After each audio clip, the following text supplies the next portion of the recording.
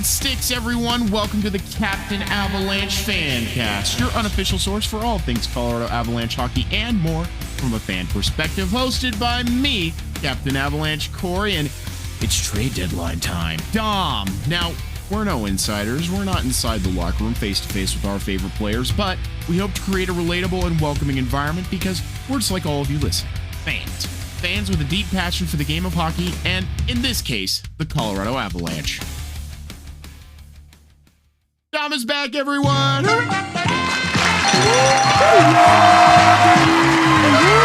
What? Dom, are you not excited? Oh, I'm happy to be here. All right. Enough. I have begun to discover that hockey and this podcast may not, in fact, be good for my mental health. I am exaggerating to an extent, but I was kept up and couldn't sleep thinking about the possibility of Mikko Rantanen going to the Stars and what other moves the Avalanche may have in their back pockets on trade deadline day. But before we get any further, a quick disclaimer on how this episode or episodes are going to work. Dom and I delayed recording and release this week because we wanted to cover the Avalanche and Sharks game that we attended together. See more on our Instagram page, as well as the trade deadline in one episode. However, with just how much has unfolded during this trade deadline, we've decided to speak on our team's trade deadline acquisitions or forfeitures, as well as some other notable ones that may or may not pertain to our teams for as long as it takes.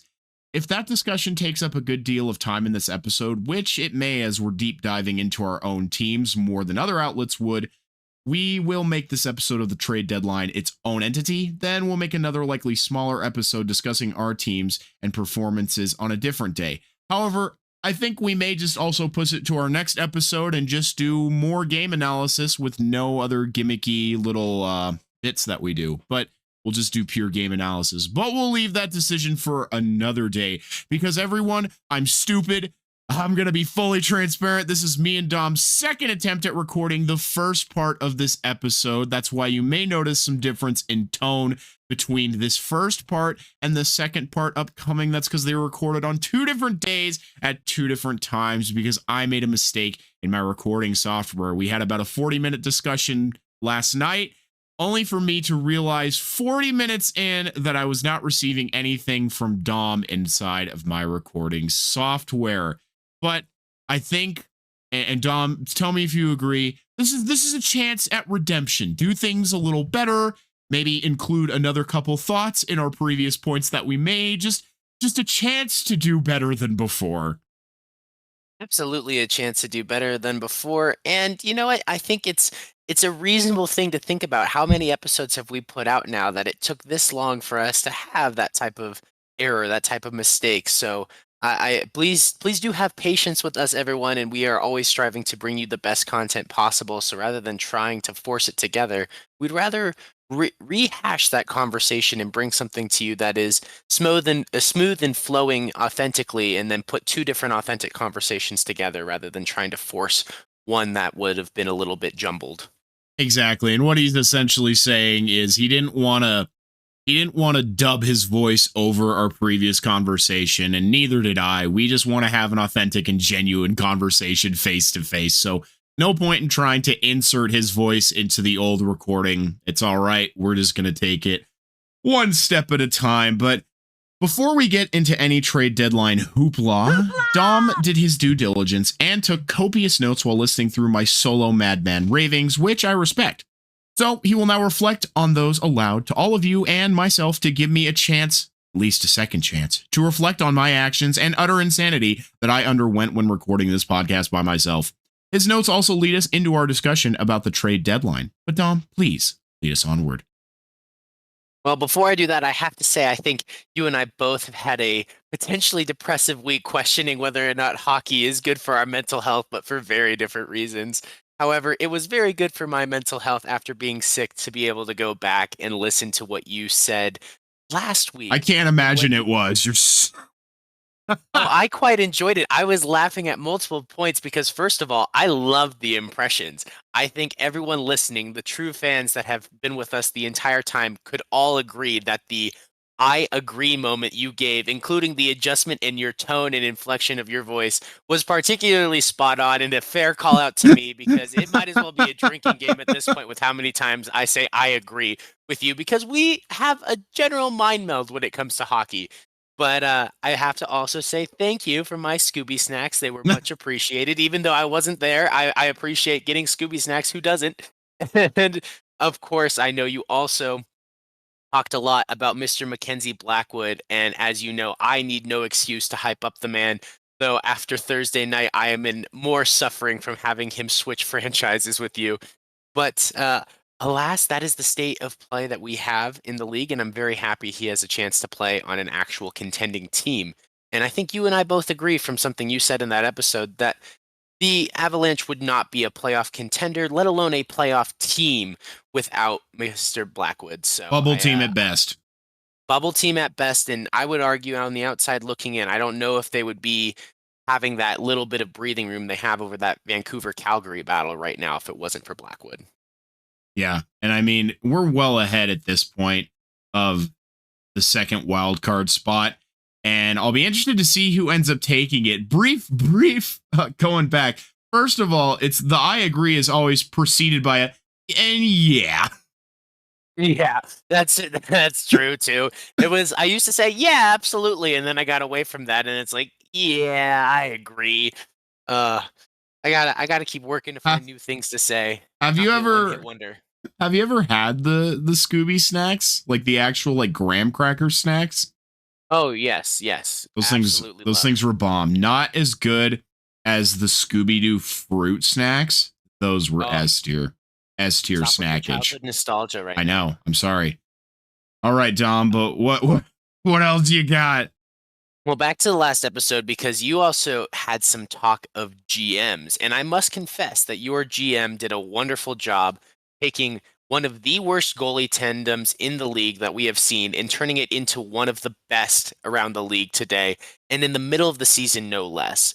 This is something that I don't know how much people really appreciate, and I feel like we've tried to accomplish and note this, but it is so difficult to be able to turn and flip those goalies who are performing poorly and to have someone take on their contracts, and then to be able to acquire really good goalies. But you can typically do that where it's in the offseason when they are unrestricted free agents. You just let guys walk and you can try to go out there, pay the most money, and sign guys. But that can be hard to also find two solid goaltenders. So the fact, again, that he managed to do so in the middle of the season, I think is even more impressive.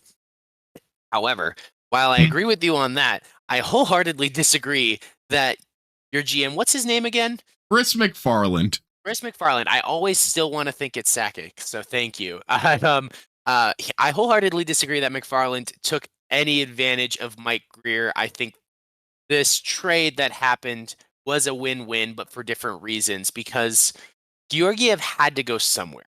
And nobody was going to take on Georgiev, really. Nobody wanted to take on Georgiev. The Sharks certainly didn't want to take on Georgiev. They more so had to secure a deal there, because his salary would pose an issue for some teams. It's still just under $3 million, but that's not nothing especially to a playoff team. Whereas for the Sharks, we have $40 million in cap space. That is no issue to us as a rebuilding team.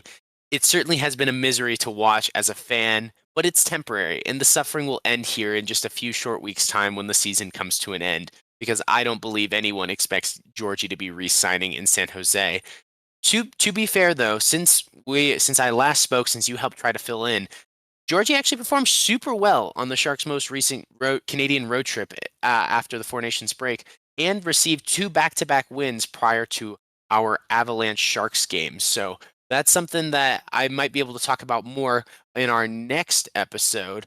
But he certainly has performed better than expected here at points down the stretch run, but nonetheless was, I think, a throwaway piece in that deal. Do you have any thoughts, Corey? Because I know you think we're the goats for taking Georgie and giving you Blackwood. Well, listen. As I said last night, and as I'll say now, my career isn't stupid, but if you're going to take the statistically worst goaltender in the league, how Chris McFarland convinced him of that, and then giving us your starting goaltender as a replacement. I mean, that feels like some S tier trickery on my end. And I wouldn't say that Georgiev was a throwaway piece. Obviously, it was very intentional that they didn't want any bad blood or harsh feelings here with Georgiev in a 3-person goalie carousel with Wedgwood and Blackwood. So they knew they needed to move him out. So convincing Mike Greer, who I have confessed I think is a very smart GM, to take on the worst goaltender in the NHL. I mean, kind of got bamboozled, I'm sure, but see, what you said is exactly right. He had some good play. He's had some success. Oh, he's done okay sometimes. That is Georgiev goaltending to a T. And then other times he's Forgiev or even Sevgiev, as we talked about at the game. But I have to say, though, back to my defense of Mike Greer, because I do need to defend him. Perhaps not for this first statement, because it was always clear that he never intended to extend Blackwood when his contract expired after the season. And that is frustrating to me. That is not why I want to defend Mike Greer, because it is an unfortunate truth that Askarov wants to be a 1A goaltender, and Blackwood is coming into his prime right now, playing his best hockey right now, and the Sharks are just not there yet. So the odds of him being signed, no matter how much I believe it would have been worth it, it was just not a likely thing to occur. So the fact that a deal was able to be done and get some value in return, I think can only be considered a win for San Jose, because as a reminder, Blackwood was acquired for merely a 6th-round draft pick from New Jersey and brought San Jose a 2nd-rounder in return from Colorado. So that's a huge buy low, sell high from Greer, which we know he has become a master at. But it's shrewd work in the trade market to be able to acquire a depreciating asset and turn him into a top 5 goaltender in the league and give him that fresh start. Sometimes that's what we talk about, where a change of scenery, a change of style, a change of system that you're playing in can make all the difference for a goaltender. And that's why I think this is still a very much win-win trade, because yes, Georgiev wasn't a throw-in piece. Georgiev, the Avalanche needed to offload. They needed him off their roster to clear space and to also clear salary, because they are going to be pushing right up to the cap, and the Sharks can take that on. But realistically, it is a 2nd-round pick for Blackwood, and we also get Kovalenko, but then you guys got Giovanni Smith. So overall, who became Eric Johnson. Yeah, and we swapped 5th-round picks or something like that. Like, overall, it was like pretty much straight up 2nd round for Blackwood, or a 2nd-rounder plus Georgiev in exchange for Blackwood, and then everything else was pretty balanced within that deal. So in a sense, I wonder if by taking on Georgiev in this one period of pain, did that make the Sharks pick higher that they received in return as a 2nd-rounder instead of a 3rd, depending on what the Avs would have been willing to pay otherwise? I can't say for certain, because clearly you and I both agree that Blackwood, with how he is playing now, would be worth a 1st. But I just have to wonder if the willingness to take Georgiev also improved the Sharks' return from the Avalanche. And perhaps so. And I think we'll talk about it multiple times, Mike Greer's strong ability to buy low and sell high, because that's the whole thing at the end of the day. Is he took Blackwood and he flipped him for more assets than what he paid for him originally. Is Georgiev going? Obviously, Georgiev wasn't flipped at the trade deadline, but I can't imagine anybody wanted him. I don't imagine anybody is going to sign him at the end of the season. I just don't see any team, even rebuilding ones, desperate enough to keep him around. But with everything that happened during the trade deadline, I've learned that my predicting skills in the NHL are absolute certified ass. So I don't know, but finish up that thought. You're very correct on Mike Greer's ability. Well, and that's where I say this is a win-win trade. The Avalanche are certainly the winners of the trade. No doubt about that in my mind, to have the goaltending to fix their biggest weakness and to now be a truly playoff contending team with a cup quality goaltender. Like, that is, there's no way that I cannot say that the Avs did not win this trade. But the Sharks also won, in the sense that they got the return they were looking for. They did buy low, sell high, and get value for an asset that they were not going to re-sign at the end of the year. So perhaps neither GM is truly considered the victor nor the fool here. But moving forward, you had provided a a lot of thoughts and processing through the 5 stages of Avalanche grief. And while I will always say that your feelings and grief are valid, I actually disagree with you a bit that the Avalanche have lost their identity. They're still a team that is built on speed kills. And even we talked about this directly, Corey, even at the game together. But this fastest team in the league only got faster by trading away Rantanen and getting Natchez in return. So I think it's more so been a struggle for chemistry with up and down play and inconsistent chemistry with lines and line mates and teammates and such, being more reflective of a team that plays up or down to their opponent. Hence what you talked about losing often to bad teams and bad goaltenders. But they've also been really winning games that matter against playoff caliber competition, particularly against the best of the Eastern Conference teams, reaffirming the strength of the West. I think the Avalanche have been really well against playing really well against the top of the East. And so there's something to say that they are playing to the level of their opponent, Corey. But I know we have some different thoughts on this matter because I disagree a little bit about them losing their identity. But I would agree that there's perhaps some chemistry and their danger factor has gone down. Right. And when I'm talking about that identity, that speed is only a part of it, right? And I mean, it's great to see that, especially after the addition of Natchez, yes, they are the fastest team in the league. Indisputably, that is a fact. However, it's what me and other media members have kind of noted is that high flying Avalanche offense is no more. Like with that 2022 team, it didn't matter which line was rolling out there. They were all killers, first, second, third, or fourth. If you needed a goal, anyone could get it for you. And that was the fear factor. That was why people didn't want to play the Avalanches, because every single one of their lines had people who could shoot and score on you. They could fuck up your day. Even if the Avalanche were down in the game, they could deploy any one of their lines to score. And when the Avalanche scored, they scored. It didn't feel like there was ever any games that they lost very close. And if it was a close loss or close win or loss, it was always 6-5 or 4-5 or 5-4, however you want to look at it. And it just feels like because of the depth issues they've encountered this year, and you're right, it can be due to those chemistry issues. It can be due to wow. I don't think I'm okay. I think I just had a stroke. Do I smell toast? Burnt toast? Maybe. Please don't have a stroke on me. It can be due to those chemistry injury. It can be due to injury.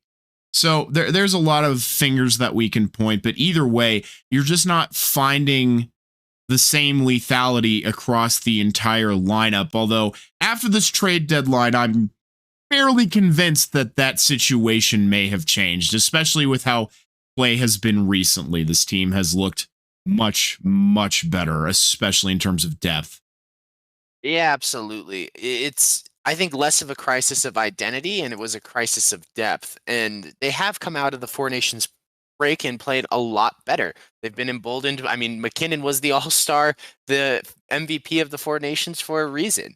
And he is playing at that level, still leading the league in points. I believe you have a stat. He's passed like 90 points again already this season. So he is at 98 points, and McKinnon is 3 points away from his 1,000th career point. So everybody keep an eye out. Avalanche play tonight, and with as many multi-point games as McKinnon gets, it very well could be tonight. And so I guess my only thing where I was defending the Avalanche is that it's just been such a highly talented and competitive Central Division this year, really unlike anything we've seen recent years. Like, it has been a little bit more spread out around the league, but the concentration of talent and winning quality in the Central Division this year is outmatching everything else around the league, and it's not even close. And the Avalanche have kept pace and continue to split against their closest competition. I mean, we talked about it as of last night while we were recording live. You will hear it later in live time. But they are moving up in the playoff hunt in that, and I won't spoil that for later. But you're right, they haven't been dominant by any means, but they are always competitive in the fight against the teams that matter. And so maybe that's where I was trying to defend them a little bit. And I agree certainly that their moves at the trade deadline that we will discuss later, that is that really made a difference. I think their second line is going to be a beast. Their third line is going to be much better. That's going to be a lot scarier of a team to play against, and they did a really good job rearming here at the deadline. And it's funny because it feels like every time I'm critical of any aspect of the Avalanche, I have some sort of magical sway or juju over the team. I'm critical of the power play. All of a sudden, the power play is scoring at will, at least one a game. I'm critical of the depth. I mean, against the Sharks, a depth player got the first goal. It was Yoel Kiviranta. So it feels like every time, but I have to mean it, though. I have to mean it. Every time I say something about the team that I'm like, oh, this isn't very good right now, they're like, okay, we will fix that. I swear Jared Bednar must be listening to my podcast and make particular notes because I have some sort of sway over the Colorado Avalanche, but we will keep it moving forward here. What else you got, Dom? Well, I think maybe you just know your team very well, and so you should give yourself credit that you see their weaknesses, and if that's the case, then they seem to respond and they just want to prove you wrong. So, you know what? If you have to call them out on their mistakes, at least they're responding positively after the fact. That's some good juju in a sense.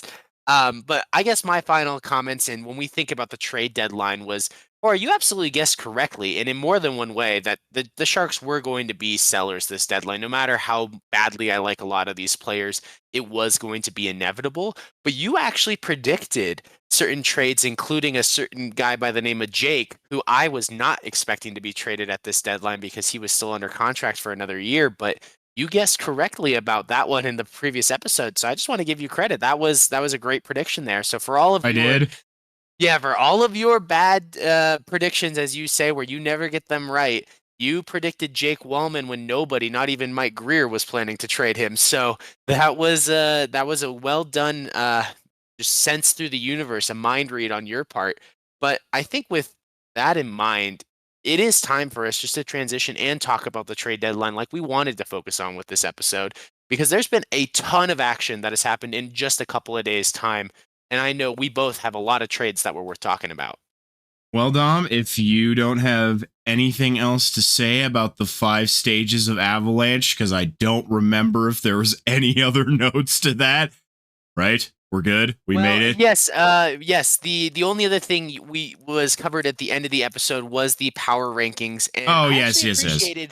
I actually really quickly do want to say I appreciated how in an episode where there was less content that we were bringing, it was easier to have the power rankings and you could talk about more teams. And you did say some accurate things, particularly with the Detroit Columbus conundrum and where teams should be ranked. But I had ranked the Avalanche at 5, and you had thought that was a little bit overzealous and too high, estimating that they should be more in the 12 to 13 range. But I think today you and I could both agree that it's Yes. probably somewhere in the middle. We'd split the difference and say the Avalanche are certainly a top 8 team in the league after the deadline. Yes, if they keep playing the way that they are at this homestand and stay in third place, they are in third place. Last night I was really excited because Minnesota lost and the Avalanche jumped into third place. So they are in third place. If they win today, they definitively take hold of third place. So they need to do that. But you're right. All right. Trade deadline. The way I personally wanted to go about discussing Colorado's deadline acquisitions is actually a much simpler one that leaves room for me and Dom to expand. First, I'll give an overall summary on what Colorado's goal was this trade deadline and what all these roster moves mean for the now. I may circle back and expand upon points I make in this summary, so don't be surprised if you hear some of the same thoughts and ideas multiple times. Those are points I feel important to drive home. But the way I plan on discussing each of the trades is with simple positives and negatives or pros and cons. What are the positives / pros of this trade, and what are the negatives or cons? Because every trade, even Dallas acquiring Mikko Rantanen, has negatives, although there are not many in that one. But first, the summary. Although Dom told me that he thought of a negative for the Dallas Mikko Rantanen trade, I genuinely cannot imagine what it is, but we'll get to that soon. So, also the way it's a negative for all of us here in Colorado to know that he didn't want to sign the extension here and is now on arrival. That's a negative for all of us. Not a negative for the partners in the trade necessarily, but when it comes to Rantanen, that was one I think we can all agree on here in Colorado. We'll get to it. But also, everybody, the way that we're going to do it is I will talk about a trade, and then we'll jump over to Dom to talk about a trade, talk to me, just to kind of help break up the monotony a little bit, but we'll keep it rolling here. The term win now, or the Colorado Avalanche are in win now mode, has been thrown out around a lot this season, and this trade deadline absolutely proves it. While GM Chris McFarland made a surprise off the board 1-for-1 hockey trade for Bowen Byram and Casey Middlestat last deadline, it felt like the Avalanche simply didn't do enough to bolster their roster to make a true run at the Stanley Cup. Nothing lives up to what Joe Sakic strung together for the 2022 playoff run. Acquiring key pieces such as Arturi Lehkonen, Val Nichushkin, and Josh Manson that are still crucial to the roster today, and adding depth and veteran pieces like Andrew Cogliano and Nico Sturm. As an aside, as I was doing research for this portion, I didn't realize, or rather misremembered, that Val Nichushkin was actually a free agent signing all the way back in 2019, which I completely forgot. Therefore, I apologize for any misrepresentation of the business dealings I have spoken of now or prior, and I'm correcting myself. I certainly think I have said Val Nichushkin was a deadline acquisition previously, so I'm very sorry everyone who has caught me on that. Definitely totally wrong. Just full stop. I goofed. Crazy though to realize that Val's been here for 6 years now. It is like that wild that he has been here for that long. Although with the suspensions and player assistance program stints, it doesn't always feel like he's been here for that long. But I digress. To fully lay it out, to start 2021, the Avs traded away Ryan Graves for a prospect Mikhail Maltsev and a second-round pick in that year's draft. 10 days later, the Avalanche acquired Big Mac Curtis McDermott for a 2023 fourth-rounder. The next day, the Avalanche acquired their goalie of the season, Darcy Kemper, from the Arizona Coyotes in exchange for defenseman Connor Timmins, a first-round pick in the 2022 draft, and a conditional third-round pick in the 2024 draft. Kemper was arguably their most costly acquisition all year, as he's the only player they used a first-rounder on, and they only kept him for one season. It then wasn't until trade deadline time that the Avs acquired, in this order, Josh Manson for a second and a prospect, Drew Hellison, Nico Sturm for Tyson Jost, the only 1-for-1, Arturi Lehkonen for a second and prospect Justin Barron, and finally Andrew Cogliano from the San Jose Sharks for a fifth-rounder. It is important to note that the second-round picks they gave up spanned across multiple seasons and affected the team through 2024. I talk about this trade deadline, the 2022 trade deadline, for the sake of comparison, as I often have done throughout this season, but what's important to note about the trade deadline versus this year, 2025, is that it was very much a buyer's market, whereas this year it is very much a seller's market. And to quickly define what I mean by buyers and sellers markets, a buyer's market means that the teams acquiring players are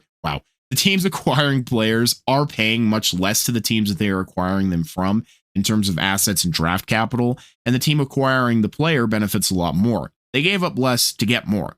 Whereas if it's a seller's market, the team acquiring a player is often paying a much higher price in terms of assets and draft capital, often overpaying for a player or a trade package, and the team that gave up the player or assets benefits much greater. They gave up more to get less. Yeah, absolutely. More to get less, but to help maybe visualize this in a buyer's market, there's going to be a wide variety of players with less interest in each of them. So there's not going to be bidding wars as much, as the prices aren't going to be driven up. There are more options that teams can turn to. Whereas in a seller's market, there is a lot more concentrated interest in fewer player options.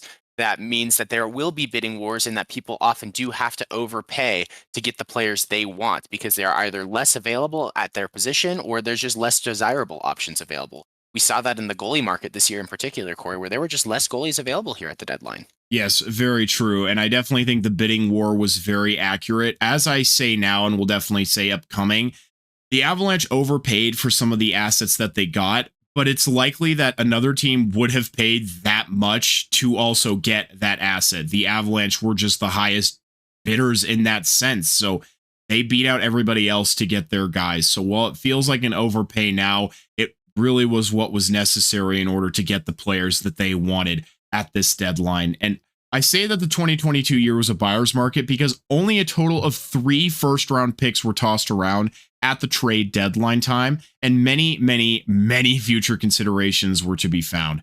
However, similar to this year, the Avalanche gave up prospects, and to get the guys who were, However, similar to this year, The Avalanche gave up prospects to get the guys who were going to be UFAs or RFAs because they thought they would be complementary pieces to bolster that roster. You could get a bit negative that maybe the Avalanche were jeopardizing their future with trading away more valuable prospects like Justin Barron, but they won a Stanley Cup at the end of the year, so you didn't care. All this is to say that the Avalanche went all in on this trade deadline, at this trade deadline. Now, this current trade deadline didn't have, that trade deadline didn't have as massive of names such as Mikko Rantanen and Brock Nelson moving around in it, but it did have people like Marc-Andre Fleury and Claude Giroux. But the Avalanche found their guys that they wanted, and that they wanted. They paid what they needed to, and they won a Stanley Cup. To me, the Avalanche are operating very similarly at this trade deadline, and they're going all in. They want to win now. However, the Avalanche, without a doubt, gave up more and fell victim to the seller's market. But I overall feel like the moves here are going to benefit the Avalanche now, today. It makes them a better, deeper team that poises them for a strong Stanley Cup run once again. Chris MacFarland did not play it safe like in years past and instead pushed all his chips to the center. So, and it's a statement of intent. It's a commitment to say, yes, we are a cup team. When you were sitting there, when we were first initially recording this, we talked about how if you are the number one wild card team, if you are in a wild card spot, you kind of have two options. You can either go be aggressive at the deadline and make a commitment to say, no, I am pushing to move up through the division and to get a better seed, and we are pushing for a cup this year. Or you can do less and almost wave the white flag in a sense, where you're not formally doing that. You're still going to be a playoff team, but you're really not going all in and committing to the opportunity that sits in front of you. And I think something that you said, and maybe we'll say again, is that the other thing, part of this seller's deadline, was a lot of the same teams are in the same region. They wanted the same players. A lot of the competitive teams have the same needs. So the other benefit of overpaying for these guys is that they don't end up on a rival team. Exactly. And I definitely speak on that with Brock Nelson. So here are the 4 trades that Colorado made, and we'll speak on them in the order that they happen and cover the positives and negatives of each trade. We'll actually keep this one a little shorter, shockingly, but trade number 1. The Avs acquire defenseman Ryan Lindgren and left winger Jimmy Vesey, along with prospect Hank Kempf. They lose Calvin DeHaan, Juuso Parssinen, and a conditional 2nd and 4th rounder, where New York gets the better of both of those. That was all in payment to make sure that New York retained 50% of Ryan Lindgren's salary. Now, some negatives here is really this has been a down year defensively for Lindgren. It appears that he's been fatigued with the top pair minutes being paired with Adam Fox and has had to take on even more responsibility due to that injury, leading to a reduction in his performance. I think that has really been a down year. Looking across all of his stat lines, Ryan Lindgren is struggling. He is not doing the typical things that you would expect him, or that you would expect to see out of him, that you've seen in years past. But I think with a reduced responsibility in Colorado, I think he will benefit heavily, because Lindgren, the positive is Lindgren has experience playing on the top pair with Adam Fox, and he's used to the heavy minutes, which is why, in theory, it will benefit him to be on the Avs where he can play in a heavily reduced role, 2nd or even 3rd pair, and it looks like he's 3rd pair right now, where he takes some of the pressure off of Cale Makar, who in turn takes a lot of pressure off of Lindgren. Well, and his $4.5 million cap hit would be overpriced, and so the Rangers did need to retain some of that salary. No one should be expected to take that on, and so that's maybe my only gripe with this. Yes, it is a seller's deadline, but the fact that the Rangers got the better of both the 2nd and 4th round picks, I felt like that was maybe a bit of a stretch to also throw in Juuso Parssinen on the deal. But I think that's also the risk that the Avalanche need to take, because you are directly upgrading from Calvin DeHaan to go 6 years younger with Lindgren, a guy who is coming off a bad year. So if you do have interest in re-signing him after the season, his contract will be more reasonable, will be cheaper. And as you added, he is going to add value as a depth piece with that experience and being able to fill that role player role, as opposed to being expected to be a top line guy when that's just really not where he fits. And I mean, that's what's great, right? Is if he doesn't work out, you can easily move on from him at the end of the season. There are plenty of defenseman UFAs at the end of the season that you can pick up in the offseason to replace him instead. So I'm not overly concerned that if he doesn't work out this year, that there's not another option to pick up after the year is over. But you make a good point with Yuso Parson, and I'm not too sad with Calvin DeHaan, but I am sad to lose Yuso Parson. While he wasn't on the team for long, he was young, and it felt like he had the higher upside. I mean, he was a 7th-round pick that managed to make his way into the NHL. So there's something to be said for that perseverance and that drive. And clearly he has a talent that other 7th-rounders who never make it here don't. So it is a bit disappointing to see him go. But on the positive side, Ryan Lindgren is a big body. He brings a similar style of play, at least in my mind, that Josh Manson brought when the Avs acquired him originally. He's not known for speed or finesse like Makar or Taves, but he is known to be responsible with and heavy on the puck.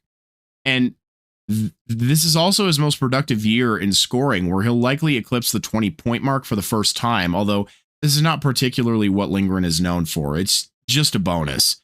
Now, playoff experience is always a big motivator when it comes to these trades, and both Lindgren and VC have that in spades. They're obviously not big playoff scorers, but VC has scored, and I think VC is what makes the loss of Parson a little better, is you also get another young, speedy depth piece to add into your lineup, and he's there if you need him.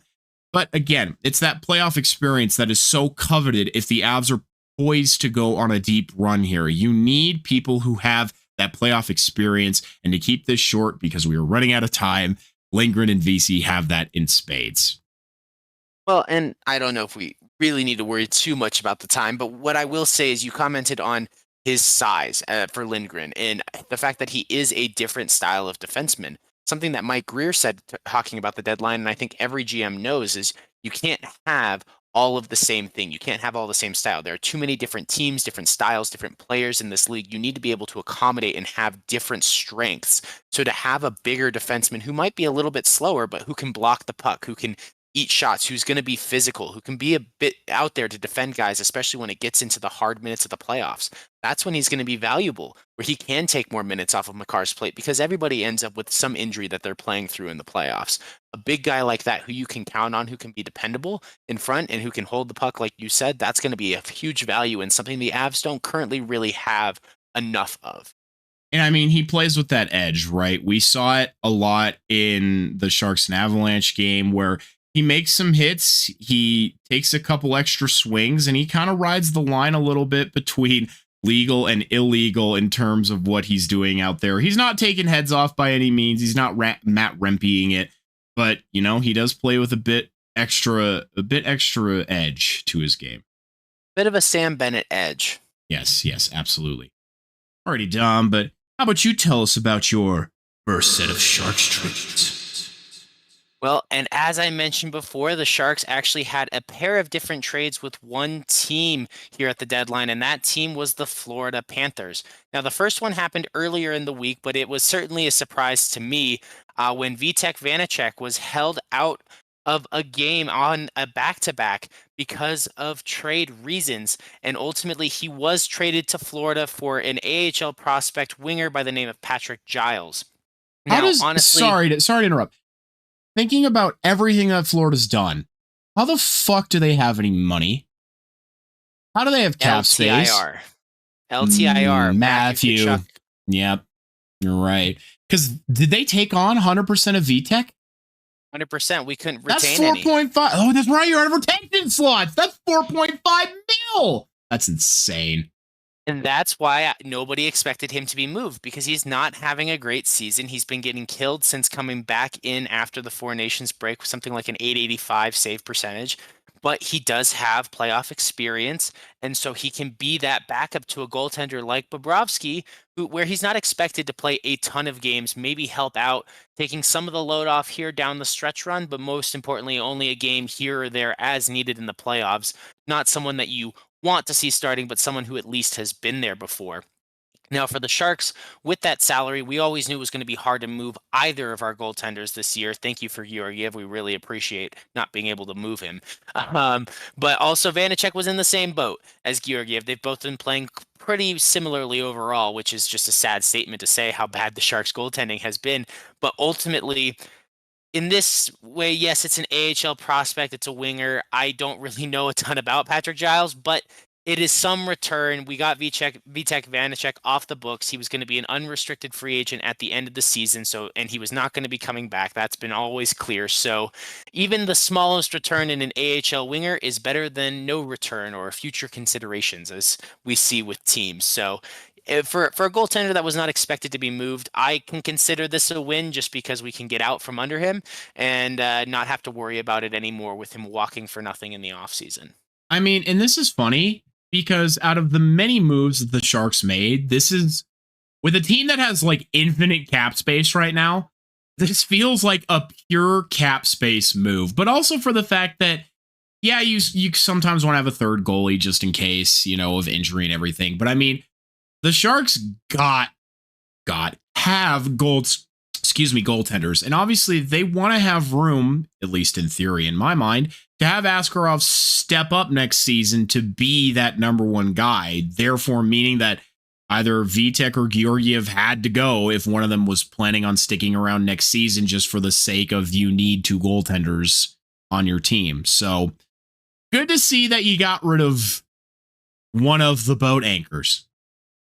Well, and it's not even just next season. When Askarov does return from his injury, we expect to see him starting here sometime before this season is out and see him back in net, which I think will be exciting and just something fun for all Sharks fans so we don't have to suffer as badly because, again, Vitek has struggled post Four Nations break. So while some people have gotten better, I don't think he's gotten worse, but he certainly hadn't gotten better. So maybe a change of scenery and the warm weather will help him out, but realistically, he's no longer the Sharks' problem at this point, and I doubt he'll even be playing with Florida next year.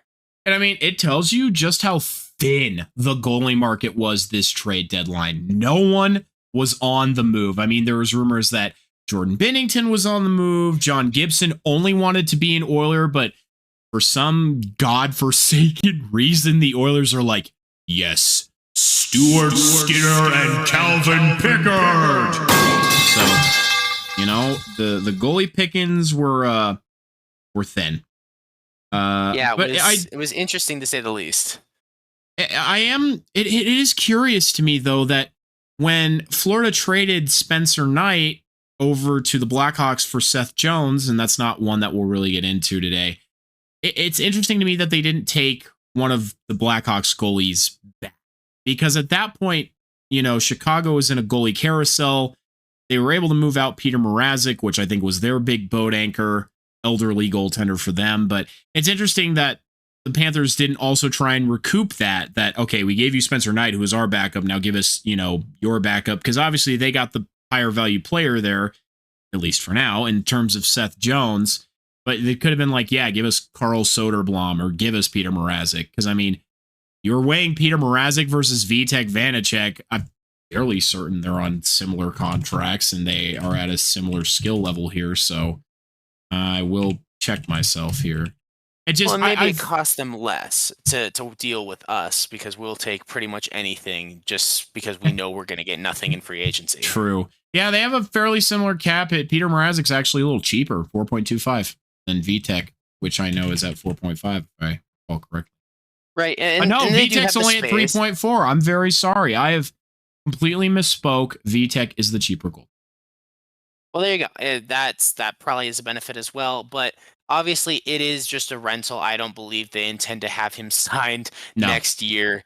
But you're right. They did need a goaltender in the backup, and they actually swapped AHL goaltenders as well to bring Kaapo Kakkonen in, another former Sharks goaltender, not coming from the Sharks, but that was another move Florida made. So they definitely have reinforced or attempted to reinforce their goaltending options behind Bob. But with that, the other trade the Sharks made with the Florida Panthers occurred on Thursday morning, and that is when the Sharks traded veteran journeyman Nico Sturm, again dealing with the Panthers. Now, Sturm, again, was another person I think we both expected Corey to be traded here before the deadline. Even he thought he was going to be traded. Exactly. At his level of experience, he kind of knew what was coming. And he's another one of those pending unrestricted free agents. So it really was up to the Sharks to try to get some value for him. There's no reason to hold on to him at this point, especially if he doesn't align with the timeline or the plans to re-sign him. Seeing he's an unrestricted free agent, he can probably get paid more money than what he is worth to the Sharks. So the Sharks were able to deal with Florida and receive a receive a 2026 fourth rounder in return for Nico Sturm and a 2027 seventh rounder. So again, Mike Greer doing some gymnastics and taking a guy who was not going to be worth anything here in a month or two's time and giving up a seventh round pick to in exchange get a fourth round pick. It's also a pattern that I might talk about a bit more later. But the Sharks have clearly armed up for the next two drafts, the 2025 and 2026, but have dealt a lot of their 2027 picks. So I wonder if Mike Greer has started to envision a timeline on when the rebuild is going to hit its stride and be ready to contend. Yes, I agree. Nothing to add there. Well, then back to you, Corey. I would love to hear about the next Avalanche trade. All right. This was arguably the big one. So, trade number 2. That was at 7:56. Okay. So the Avalanche acquire center Brock Nelson and prospect William Dufour. They lose Oliver Chillington, Callum Ritchie, a 2026 first round pick, and a conditional third. This is the one where the price felt high. It does not feel good to lose Ritchie. While the Avs are not known for having a good prospect pool, which is typical with contending teams, Ritchie was in Scott Wheeler's top prospect list, a very respected and touted list. And if memory serves me correctly, is currently leading the OHL in scoring and is similar to McKinnon in that he is an absolute playmaker with 67 points that include 53 assists. He is far and away the Avs' best prospect, and while his brief tryout in the NHL was not great, he will likely grow to be a strong player in the NHL in a few years. The one caveat I would surmise is, when would Ritchie realistically be cracking the Avalanche roster with their top 6 the way it is? Although he had a good chance of becoming the Avs' second line center. Now, first round picks do not grow on trees. That's because, correct me if I'm wrong, you obviously only get one of those every year in theory. Well, in theory, unless you're Mike Greer and do some fancy and just have 1,000. Trading. Exactly. Yep. Which we'll get into the exact count of those later because I am excited to share that number. It's an embarrassment of riches over here. But yeah, the Avs have not been known to have very many first round picks in the recent years. They've traded a lot of them away. Personally, for a rental for a guy on an expiring contract. Hold on. I'll get to that. Hold on. We'll get to that. Hold on. Okay. I just needed you to help me set me up for the joke. That's all. Oh. Hold on. We'll get there. Hold on. I'll set you up. And the Avs have already given up a lot of draft capital and are really having to start to dip into further and further years to use these picks that they are quickly running out of. Now, again, it doesn't matter if you hoist the Stanley Cup at the end of it all. Full stop. But the scary part is, you might not. Statistically, you're more likely not to than will. There are 16 teams fighting for it, and they're all the best. With the fact that the Avalanche are on a collision course to set off a nuclear bomb versus Dallas in the first round, it'll come down to who bolstered better. Not to mention that there is no guarantee that Nelson re-signs. That's obviously the hope, but you could have given up all these assets just to go out in round 1 and for Nelson not to re-sign. But even if he does re-sign, which is the hope, Nelson is older. 33, in fact. He's not Sidney Crosby or Alex Ovechkin old, but he is not Casey Middlestat young either. If you re-sign him, the best you're getting is 3 or 4 more years because not everyone is aging as gracefully as Sid the Kid. 100%. And you got to wonder if Brock Nelson is going to be okay with only 3 or 4 years being offered to him. That's the concern. And what is important here is Callum Ritchie was in the first year. His contract doesn't expire until 2027. When you picked up Dufour, he is in the final year of his contract right now as well. So in my opinion, I think Callum Ritchie and the first round pick for the potential of a rental, it's it's an overpay, but again, we talked about it. It was a seller's market this year, so overpayment was going to happen. Even so, it feels a little bit egregious how much the Islanders were demanding for the price No, tag I there. absolutely agree. But the thing is, any other contending team would have likely paid the same thing for Brock Nelson. Lou Lamoriello, for once in his old ass life, did the right thing and recouped assets for his old ass team. So I really have to give credit to Lou Lamoriello here. This was a win-win deal because the Avalanche get their guy. Again, absolutely agreed. They paid too much. But again, Stanley Cup doesn't matter. But that's an if. And again, more likely to not than can. But I mean, there were plenty of other teams that would have given up that and maybe more. So, and I mean, that leads into the positives is that this was the guy that the Avalanche wanted. And the best part is no one else in the Western Conference gets him. He was the best second line center on the market. And there are multiple reasons for that, which we'll get into. But in short, one of the best wins for the Avs is that they will not have to play against Brock Nelson in an unbelievably stacked Western Conference, and more specifically Central Division. The Jets wanted him. Fucking, I think Dallas was at one point in on him. Toronto wanted him. Plenty of teams were in for Brock Nelson's services, and the Avs are the ones who got it. And it is a coveted prize for a fucking reason.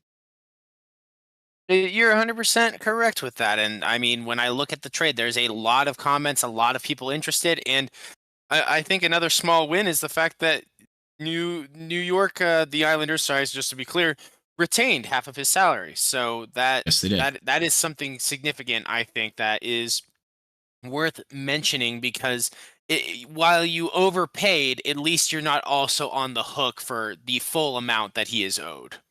Exactly. So, I mean, lots to benefit here. I mean, especially if he resigns, the number will likely be less because he knows he is aging, and you're not going to pay a guy who is already 33 going into a contract year. I think I feel like, you know, Chris McFarland's credit, he is good at wheeling and dealing what needs to get done in that regard. And I mean, what's nice is Brock Nelson already has several teammates here that are familiar with him. For one, Nathan MacKinnon and him share a strength coach, so they are familiar with each other. And the biggest one is, of course, Devon Toews. Devon Toews played with Brock Nelson on the island when Devon Toews was in the Islanders system for a long time. So, I mean, they're already familiar with each other, and you can just see the elation in Devon Toews' eyes to be getting a teammate like that back. Because I think he, better than anybody, knows exactly who the Avalanche are getting. So if you want to know who we're really getting, Avs fans, don't just take it from me and Dom. Go and listen to what Devon Toews has to say, because that's somebody who has, you know, first-rate experience up close and personal with Brock Nelson. And one would hope that that relationship could help encourage Brock Nelson to want to stay and resign and decide that this is the place here in Colorado. Beautiful place to live, by the way, much nicer than New York. Personal opinion, that this is where he wants to finish out his career, because that is basically where we're getting into that territory of what he would be looking at. Because if the Avs do not win the cup, and if he does not re-sign, this deal goes from them winning the lottery of the goal of this season to losing massively in an absolutely tragic fashion. So you really do need, at a minimum, to have him re-sign and take a team-friendly enough deal, because he, with his talent, he's still, and the salary kept going up, his price tag might not go down as much as it would have 5 years ago. Right, exactly. And I mean, it's a different situation with like the Sean Walker trade, right? We didn't end up keeping Sean Walker, which I think is still a shame, even though we traded a first round pick for him. The first round pick was less to get Sean Walker and more to get Philadelphia to take Ryan Johansson off of the Avalanche's hands. And I think Avs fans would safely agree it was the same thing as trading Russell Wilson. So football terms there for you. Getting rid of Russell Wilson, same thing. You got rid of Ryan Johansson. You paid a big price for it, but with where your team is now, it was probably worth it. At least in my eyes. People are free to disagree. I think trades are a very contentious time. And I totally meant to say back at the beginning of our discussion that was totally done in one take with zero mistakes in it. It's so interesting. It's so interesting because we treat the trade deadline like it's a video game, don't we? And I mean, that's how we see the players in the moment, is that they're little NPCs and characters that are getting moved around to our favorite or least favorite teams. And we're seeing, you know, the people who are controlling the game, the GMs, try and build the best teams to go and play out against each other for our entertainment. But I think we often forget, I mean, myself included, I was glued to my screen watching all these trades come through, that these are real human beings who are getting their lives uprooted and their families moved and their places that they live totally changed. And it can be hard. I mean, yes, it's a business at the end of the day. I think they all know and understand that. But I think we as fans need to remember that it's like, oh yeah, I really want this guy and this guy. It's like, there's still a personal element to it. It's not just, you know, pixels on a screen that we're shifting back and forth.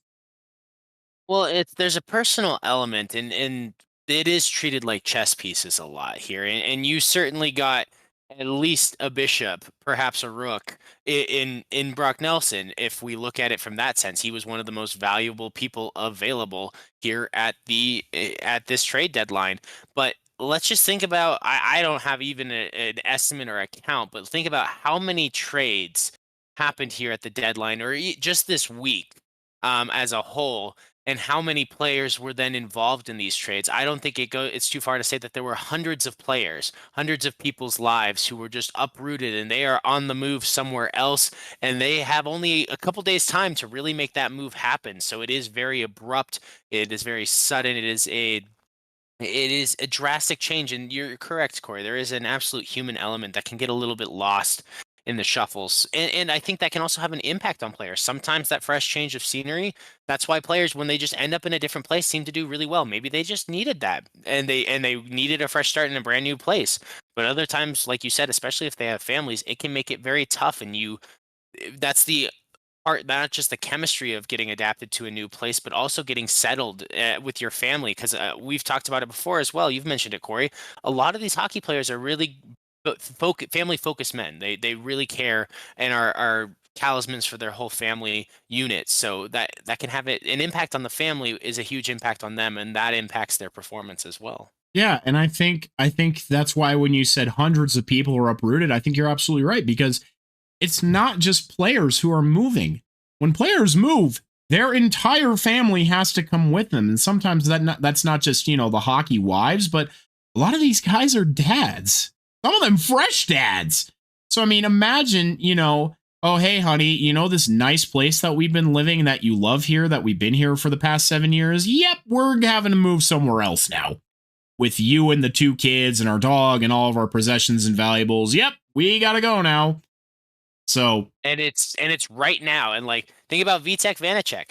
He had a baby during the Four Nations break. He had his first child, and so that to be now moving literally across the country, almost as far. I mean, we're not talking Edmonton to Florida, like the longest Stanley Cup flight we've ever seen, but the Sharks are all the way on the West Coast, northern end of California, to the tip of Florida, not the tip of Florida, but you know what I mean, out to Florida, going from northern California to all the way at the south of the United States. That's and all the way east. It is a ridiculously far move. It is a big shock, a big change, and that's got to be so hard to do with a baby. Yeah, absolutely. Well, that was all a big aside. Back to Brock Nelson, actually. Yeah, absolutely. Points and everything else aside, Brock Nelson has represented his country nationally at the Four Nations, and there's good reason for that selection. Brock Nelson, plain and simple, is very good at hockey. Just because a player is not a point per game player does not mean they are a bad player. Brock Nelson was selected to Team USA for a reason, and now he's a part of the Avs as the true second line center. There are no doubts there. That has been his position his whole career, and he's arguably one of the best at it. I mean, he's carved out that role for himself. There's a reason he has played there his entire career. He doesn't need to be the top line guy because he's the best at what he does, or at least one of the best at what he does of the second line. And that's what you want. You can't keep a team full of first line centers. You can't pay them all. It doesn't work. You don't want a first line center playing on the fourth line. You want a guy who's physical and who's going to play those hard minutes and doesn't need to be on the ice all the time. The different lines have different roles, and he fits his role very, very well, and that's a good thing. That there is no crisis of identity there that the Avalanche will have to deal with. And I think you said it either earlier to me or earlier on the episode, but that second line is going to be awfully exciting to watch for the Avalanche here as we watch the rest of the season. Oh, yes. Well, thank you for bringing it up to me, Dom. We'll get to that actually in just a second. But I mean, looking at Brock Nelson here, when he's fully healthy, you can almost always rely on this guy who's actually gotten better with age to get you 50 plus points a season and 30 goals or more if he's fully healthy. The only times he didn't is when he's not playing a full 82 games. Hell, in 2021-22, he missed 10 games. He still got 59 points with 37 goals. This is what the Avalanche are missing. Casey Middlestat was not scoring goals. I'm sorry, but that's what the Avalanche needed him to do, and he wasn't doing it. And Brock, you tried to give him a lot of space and grace. You really did. You Yes. were kinder to Casey Middlestat than most people probably were. You know, some people are calling it a red flag, but I have to agree with a personal friend of mine who has been a hockey coach for like 50 years. He's a professional, and if you haven't figured it out 60 games in, including a playoff run, mind you, it's just probably not the right fit. And, you know, it's unfortunate because I think Casey Middlestat does have that young upside, and I hope he finds success. Unfortunately, it will be in Boston, which we'll get to in a bit. But Brock Nelson is your guy, and now he's playing behind the best center in the world. So I think he'll be pretty good. And I mean, last year was one of his best seasons, 69 points with 34 goals and 35 assists. And this year, he's already up to 43 points with 20 goals and 23 assists in 61 games. He's still got another 21 games to get more goals rolling. So, I mean, this guy is great. Well, an interesting thing that I came across while looking at some of his other stats is, you want to know something interesting, Dom? Are you aware of the stat goals per 60? I know of its existence, but I do not know his number or the average that we would target as a superstar number. All good. Well, I mean, think about it this way. For a full 60 minutes that a player plays, that's obviously how many goals they are contributing across those 60 minutes. And I mean, a player typically plays 20 minutes a game, you could say safely. Like a player of Brock Nelson or Nathan MacKinnon's caliber plays between 20 and 25 minutes a game. We can say that safely. So across 2.5 to 3 games, you reach those 60 minutes. Well, Brock Nelson this season is registering a goal per 60 of 1. Do you know who else is registering a goal per 60 of 1? Should I just guess Mr. Nathan MacKinnon? It is indeed Mr. Nathan MacKinnon. And I mean, to be fair to MacKinnon is obviously, he can score if he wants to, but he doesn't necessarily have to, because Nathan MacKinnon's goal per 60 is at 1, but his assists per 60 is at 3. So Jesus. I think that tells you, and that's all assists. His primary assists are at 1.9, so near 2, and his secondaries are at 1.2. So I mean, with a points per 60 of 4.1. I mean, we're not gonna get into it, but I'm sure the game against the Sharks helped. Yes. Well, you want to hear something extra ridiculous? So I talked about it before, but I talked about Corsi, and your Corsi percentage, if it's above like a 55%, you're considered, elite of the elite. If it's 55 or above, you're elite. Do you want to know what Nathan MacKinnon's Corsi for percentage is this year? Like, I don't know, like 65? It's 63.7%. Oh, let's go. I almost said 64. That would have been even closer. So, yeah, Nathan MacKinnon, needless to say, has a massive impact all over the ice, which is of no surprise to anyone. But the reason that I bring it up is if we look at Brock Nelson's Corsi, obviously not to the same level as the legend Nathan MacKinnon, but looking at his Corsi 4, he has about an average of a 52. And as long as you're above 50, you are positively contributing on the ice, which is exactly what you need to be. And I mean, think about how minute those percentages are. If you are at 50%, you are neither contributing positively or negatively. But if you go up just 5%, so from 50 to 55, 5 percentage points, that's considered elite. So the fact that Brock Nelson is sitting between those two at 52%, you really couldn't ask more from your second line center. But talking about his skill set, because I probably need to move this along here. We did have that aside, though. We did have a big side tangent. And this is kind of the biggest one. So this is the one I'll talk about the longest anyway. So you know what? It's fine.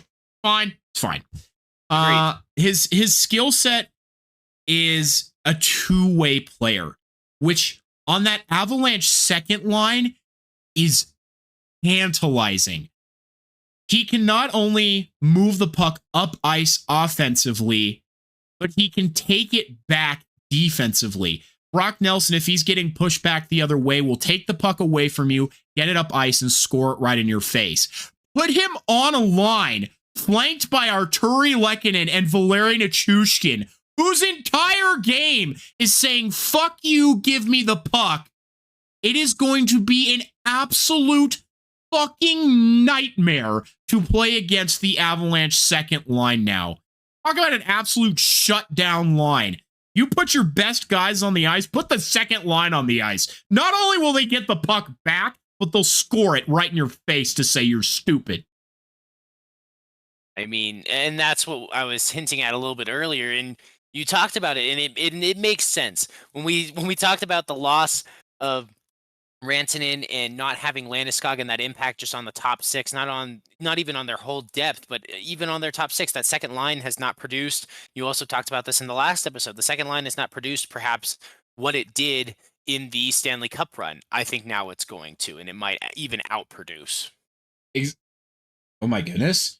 Exactly. So I'm excited because obviously you're not throwing Brock Nelson in between two bums. You're throwing him in between either Valeri Nichushkin and Arturi Lehkonen or Valeri Nichushkin and Jonathan Drouin.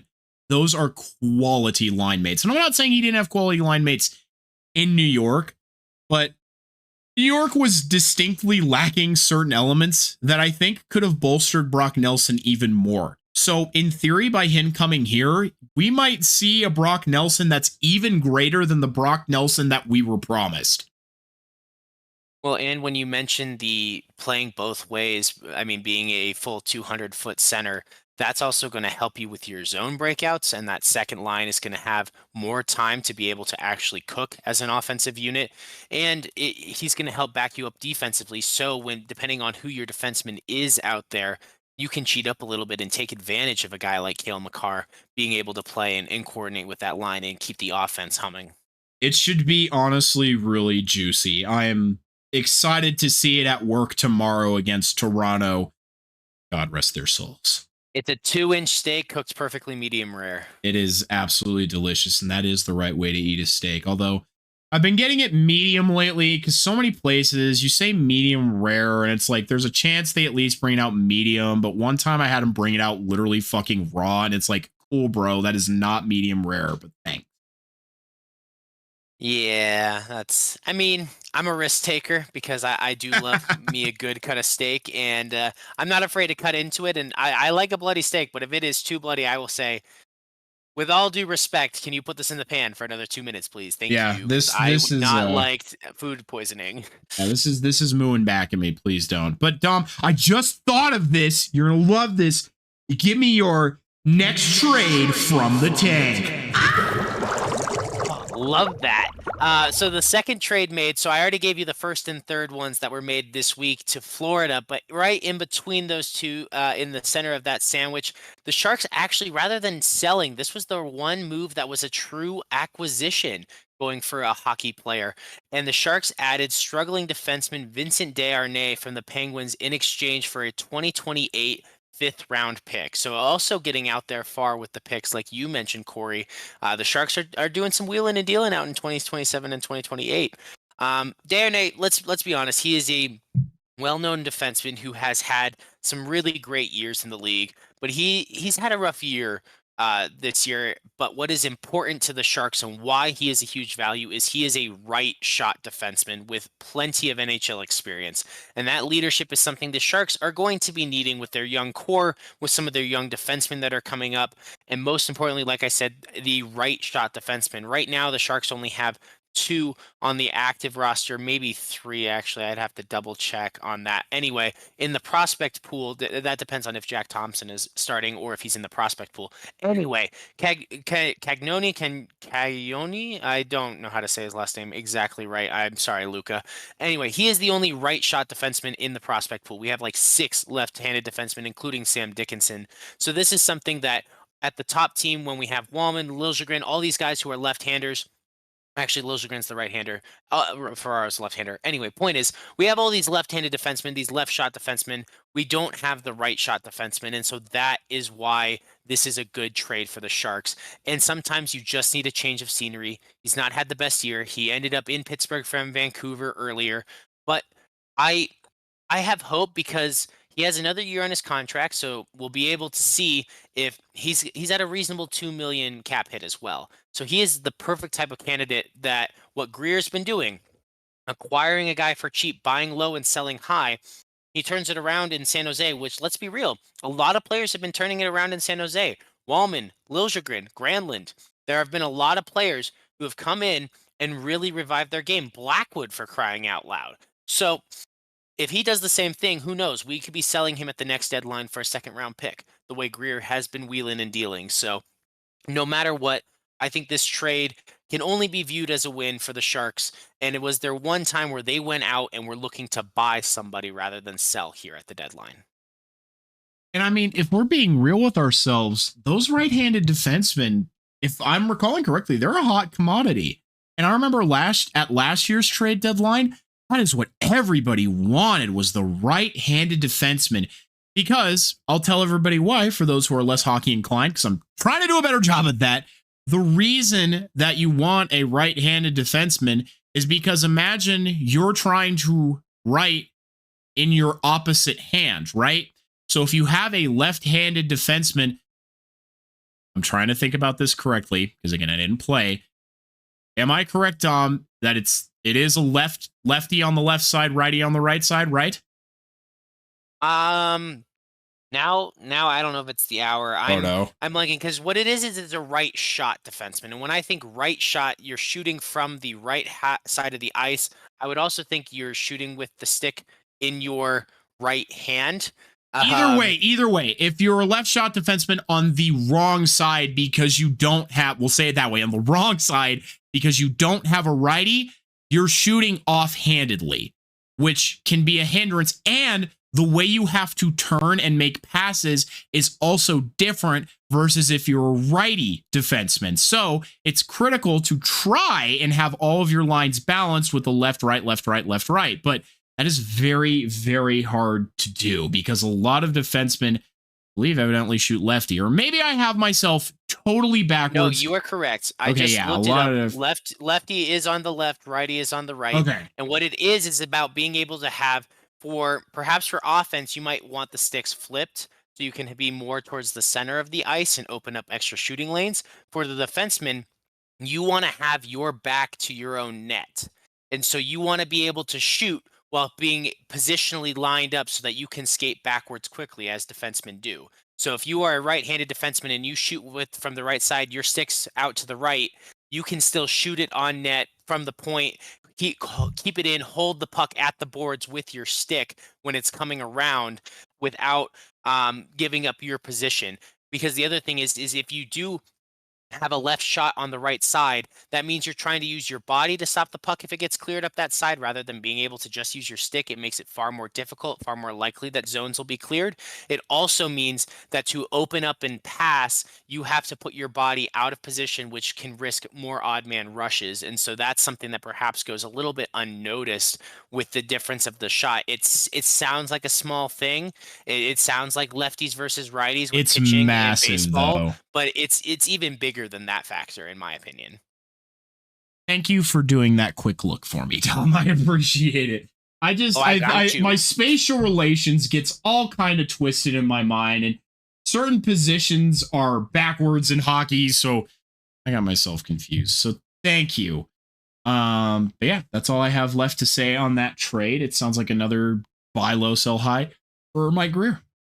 And you know what? I mean, he's at $2 million a year. So if it works out, and depending on the timeline, and if we still have a shortage of right shot defensemen, this might be one where it's buy low and extend for reasonable. Like, he's getting paid $2 million a year. This is a 1-year prove it contract next year. He could be paid $4 million for 3 years, and that's no sweat off the Sharks' back.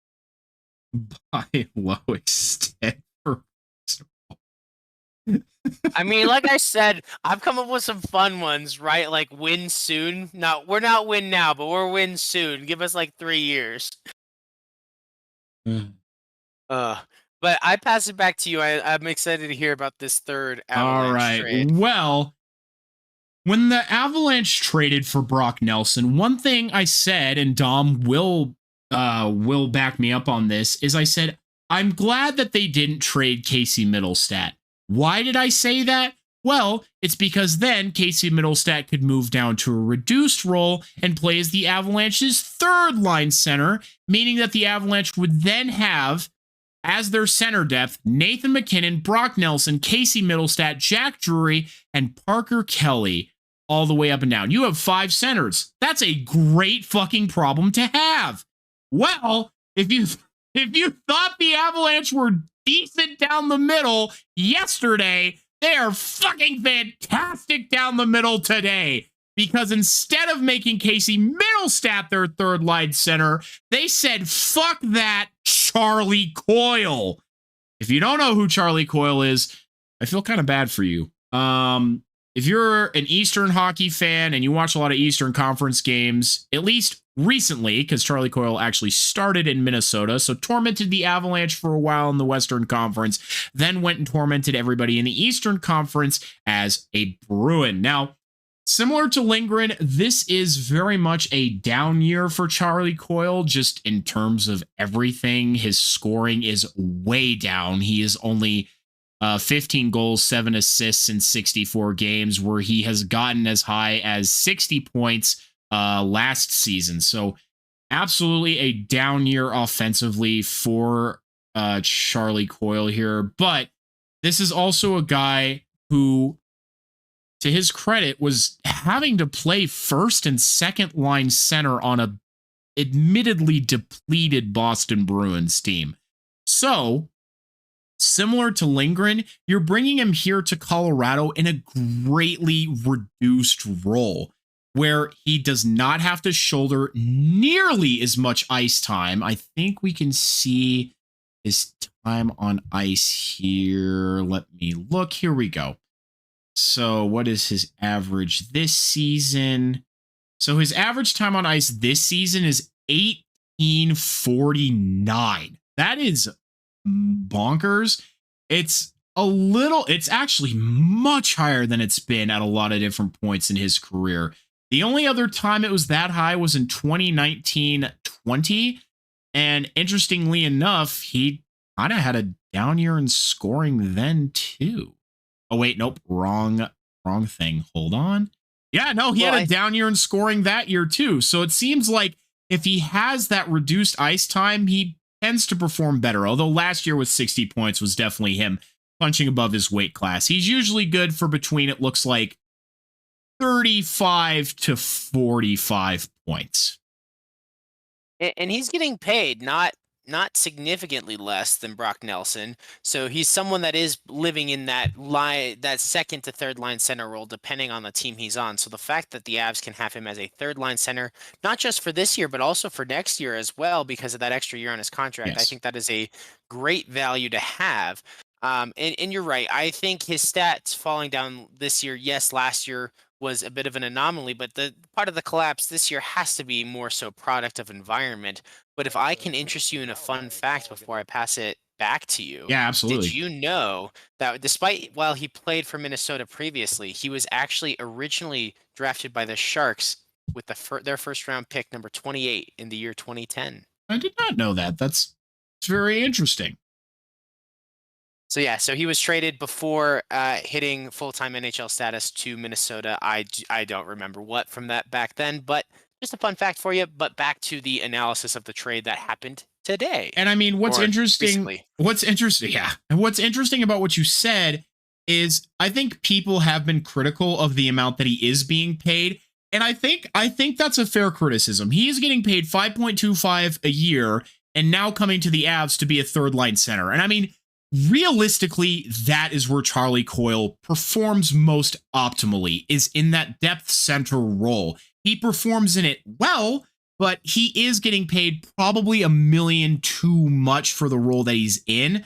But he is cheaper than Casey Middlestat, who is getting paid 5.75. So you're saving about 500 in cap space there, which the Avalanche have been moving all up and down lately. And another negative to this trade, obviously, to me, is the Avalanche give up Will Zellers. William Zellers was another of the Avalanche's high prospects.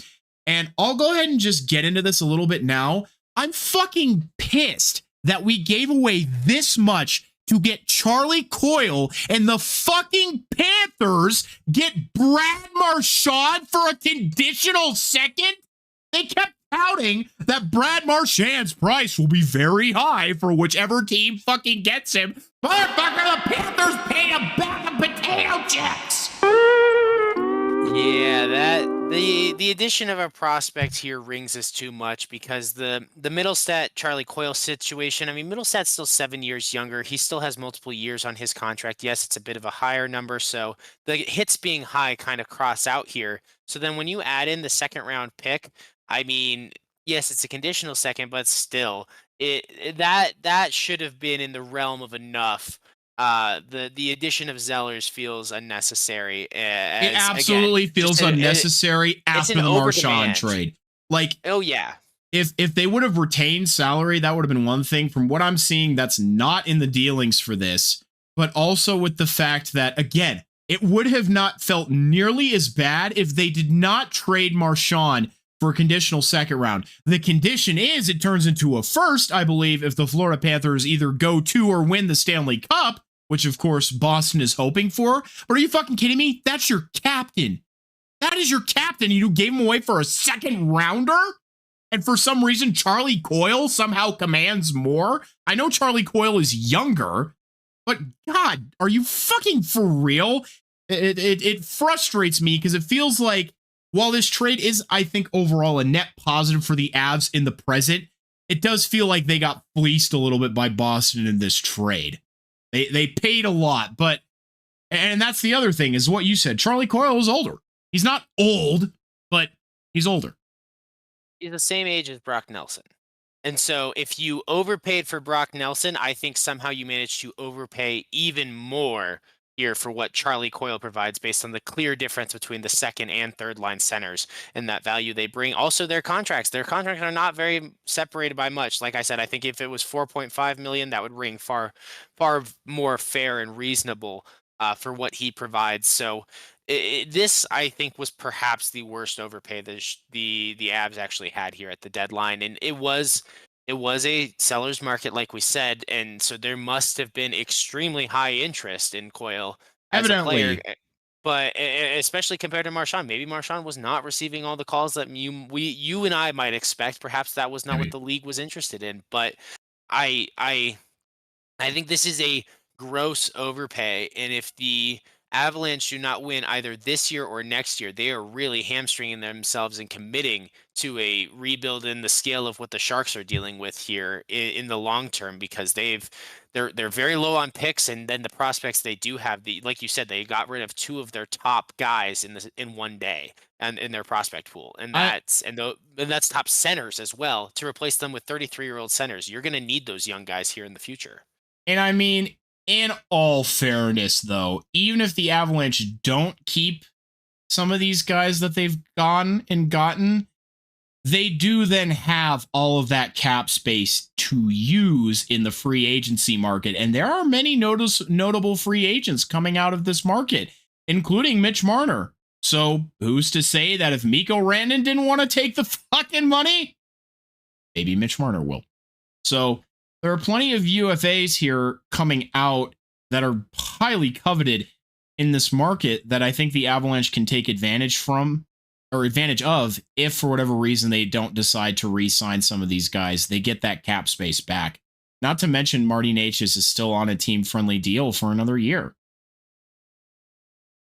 And that's totally a fair point, especially about Natchez there at the end. It's just there is a huge amount of risk there. So if they were already pushing the chips in on the Brock Nelson one, then they said, "Wait, that's not enough. Can I throw some extra cash on the table? Let's up the stakes even further."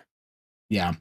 I mean, in all fairness, I don't feel like the Avalanche had the arguably worse overpay of the day. I think that actually went to Toronto, who got Brandon Carlo for Fraser Minton, along with a conditional first and a 2025 fourth. So, I mean, you could argue it either way. The Bruins were absolutely sellers at this deadline, and I think other people were able to get some of their big pieces for cheaper. But I digress. And I mean, I could be totally wrong in making that assessment, and I'm fully willing to say that, because really at this point, everybody, with everything I've said about the trade deadline, I've been wrong about literally every single thing. So I said the fucking Carolina Hurricanes wouldn't trade fucking Mikko Rantanen. I said 1,000 different things that wouldn't happen that ended up being true. So don't listen to a damn thing that I have to say at this point. I'm just trying to hype up these new guys as much as I can. Regardless of if it is an overpay or not, the Avalanche are a stronger and deeper team down the middle. That is inarguably the truth. Oh, and they are far more legitimate as a contender now, with that depth and that experience as well. When we talked about playoff experience, the Bruins have made a habit of making the playoffs here while Charlie Coyle's been with them. So he has been there in the big moments and knows how to handle it. And I mean, that's the final thing, is Coyle also has a monstrous amount of playoff experience. Monstrous amount. Oh, real quickly, jumping back to Brock Nelson, this man has 50 points in 78 playoff games. Just thought everybody would like to know that. Wow. That's a nice stat. So just for everybody to keep in mind.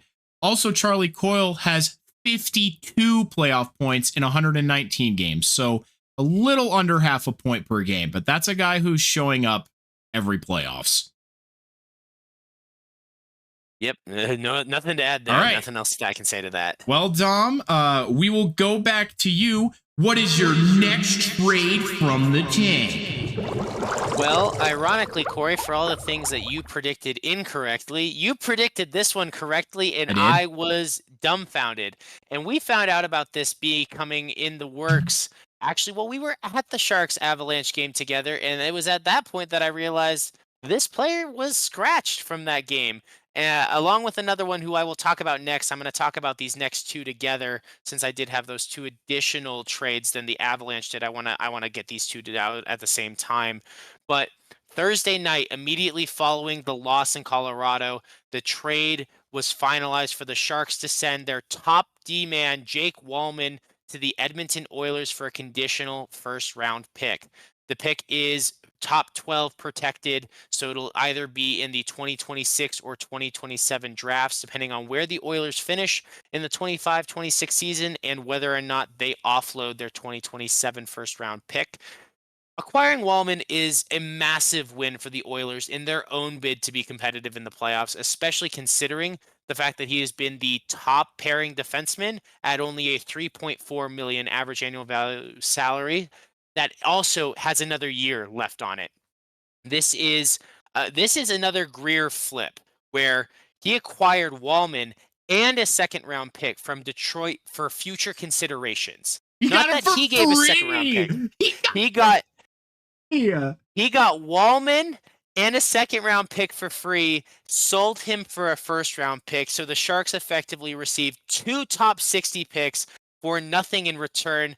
Oh, and I'll mention the Sharks also received pending restricted free agent center Carl Berglund in the deal from Edmonton. So on paper, this is another Greer masterclass in how to flip a player. Like this man should be on the show Flip or Flop, making homes because that's what he is doing with the NHL with all of his player trades. But god damn, am I not happy about this one because Wallman has been producing on our offense. He would play on the penalty kill. He quarterbacks the first power play, and he has come in, revived his career again. He was given to us for nothing from Detroit just because they had a bevy of defensemen, and he has come in and been our top guy. Our top guy, like the best guy by far on the Sharks in a defensive role. Like that is I can't express to you how, with all of the struggles, especially with the shitty goaltending we have to deal with, we need good defense. And this defender is someone who can also shoot the fucking puck and he'll drive the net physical. So this was not a person I expected to see traded. This is not a person I wanted to see traded. He's 29, so he is still potentially in line with some of that rebuild, at least waiting till next year's deadline to possibly send him out. So I have very mixed emotions about this one, as you can imagine, Corey. Yes, I'm sure. And I mean, that's the whole thing, right? Is going back to the people element. I mean, we're attached to these players. I mean, even if it's for a short time, like these are our guys. These are the guys you pay and go watch play. So it can be hard to see your team move on from them. But again, I do think, Dom, overall, it's a net positive. Even if you don't actually use those picks to draft, you have the picks. But the thing I actually wanted to talk about most of all from your discussion with the Oilers is they had a disturbingly quiet deadline. It was disturbingly quiet, but again, the Sharks were not out there shopping Wallman. So that No, means that the Oilers called them. They were disturbingly quiet, but they knew what they wanted and they went out and got it. which is great. And And I mean, their only other move was for Trent Frederick, which was a coveted depth defenseman, which I know the Avs or not defenseman center that the Avs were also in on. Definitely would have been a good ad, but I'm very happy with the Avs down the middle currently because now the Avs have obscene face-off power. Brock Nelson is operating at over 50%. Charlie Coyle is operating at an absurdly high percentage. I'll find it here in just a second, but I mean, wait, hold on. I have it. He's operating at 48%. Nope, that was last year. Give me regular season. Sorry, 49% this year. So yeah, and Jack Drury was the best face-off man in Carolina. So the Avalanche should be winning a lot more faceoffs now. Sorry, didn't mean to bring the Avs into that though. no, But that's a good point, and I forgot to mention that Nico Sturm was by far the best for the Sharks. I think he has like something crazy like a 62% face-off win rate, which is insane. I mean, So that was a huge loss earlier. But yeah. anyway, go for it. Just based on what it sounded like the Oilers wanted to add, they kind of didn't. I mean, they didn't subtract by any means. And I think adding both Frederick and Woolman is an absolute win for them. They got bigger, they got meaner, and they got a defenseman with a bit more of a scoring touch. But it's interesting because it just feels like there was more that they wanted to do. But I think they honestly got beat to the punch. I think they got beat to the punch, maybe had less assets or really willingness to sell out with for the win now. I think last year was really that season for them where they were really all in, and there's some shell shock from that, I'm sure. But I think the reason they went out and got not one but two big defensive guys is because of when you think about the Darnell Nurse injury. And I don't know for certain if he's on LTIR, but that obviously opens up some money, and then potentially he can come back in the playoffs. Not to mention when you have Evan Douchard out there, that they defense is fair to say was a weakness. Obviously, I think you and I agree their worst weakness is goaltending, but they view that differently. So, and there weren't really any goaltenders available that were worth going out there and paying for to replace one of theirs. In my opinion, there's nothing awe-inspiring. So I think ultimately they did what they could and what they had to do while still being tentative. I mean, they came to the Sharks and they said, we're going to pay. We're going to give you a first round pick for a guy the Sharks were not intending to take calls for. I mean, Greer said he'll take calls for anybody. We were far more likely to be everyone was expecting to see Mario Ferraro get traded, and Greer's price was a first round draft pick for him, and that is why the Sharks still have Mario Ferraro today. Nobody wanted to match that first round price. And fair enough, Mario Ferraro is a second pairing defenseman. Many people view him as a third pairing defenseman on a truly elite team. So he's not going to fetch that price. But it makes you wonder if in some sense, despite the fact that it is an insane win based on the price they acquired Wallman for, you almost get the feeling like it could have been even more. And perhaps so, and that's what's tough is we can't dwell on the what ifs now. As even with like the Avs overpays, what you guys got, we're kind of stuck with what we got. Well, and I'm just going to roll from Thursday night right into Friday morning because, as Yeah, I said before, the other healthy scratch that was held out of the game against the Avalanche, much to my chagrin, because I think we would have given you guys a better game if Wellman was playing as well as Luke Cunnin. And that's this one, okay, Dom. I liked the game we got. yes, I'm aware you had a wonderful time, but this was far more expected. As a pending unrestricted free agent, Cunnin has had a lot of interest, even ahead of the deadline, as someone that people do view and value as a depth addition for a playoff team. And he ended up being traded to the Columbus Blue Jackets in exchange for a fourth round pick in the upcoming 2025 draft. From what had been said in the rumor mill, it actually sounds like Greer wanted a third rounder, but as it started to drag on and get close to the deadline with only an hour or two to spare, Greer took what he could get and accepted the fourth rounder from Columbus. So that is decently significant when you see it's going to naturally a playoff team or someone on the fringe there, that is expected to be in the hunt in some sense, that pick to be a mid to late fourth rounder instead of something in the third round definitely does feel that is disappointing, I think personally, because I've expressed that I wanted them to re-sign Cunnin. He's been wearing the A all season long. He's truly been out there as a leader and a physical presence. But I believe that he could have been extended and paid for the next 2 to 3 years to be that depth role player, to be that leader in the locker room without really having a huge salary cap cost. He's getting paid under 3 million this season. To pay him, and with the salary cap going up and everything, like 3.5 to 4 million for 3 years, just to help have some stability there, because the man not only is a winger, I mean, and that's his natural position, but he has been playing extremely well at center. And so this is not just a one player guy. This is a Swiss Army knife that is going to be very important and very beneficial to a team like Columbus. And I hope to see him succeed there. But I am, like I said, disappointed because considering his leadership value, his flexibility to play both of those positions, and again, the very reasonable price range, I think, for the upcoming future, he's not going to be getting a massive contract, nothing in the realm of 5 million or more. I'm just not a fan of Greer's approach to the Cunnin trade. When that third round price tag wasn't met, I would say then you go from calling teams about him, or taking calls about Cunnin from teams, to calling Cunnin's agent and being like, let's hammer out a deal for next year. And even if it's another 1 year contract, 1 year for not a ton of money, or 1 to 2 years for a guy who would want to be there, pay him the little bit while your salary cap, it's not going to have an impact. You're not paying massive extensions to Celebrini or any of the kids yet. Pay him to be there and get the better price you originally wanted at the next deadline. And so again, we don't know, and I'm gonna trust the process. Greer has been doing a phenomenal job all around. It was another player that I liked, and I saw the value he brought to my team, and the fact that it was underpaid for the original asking price just rings as a sour note.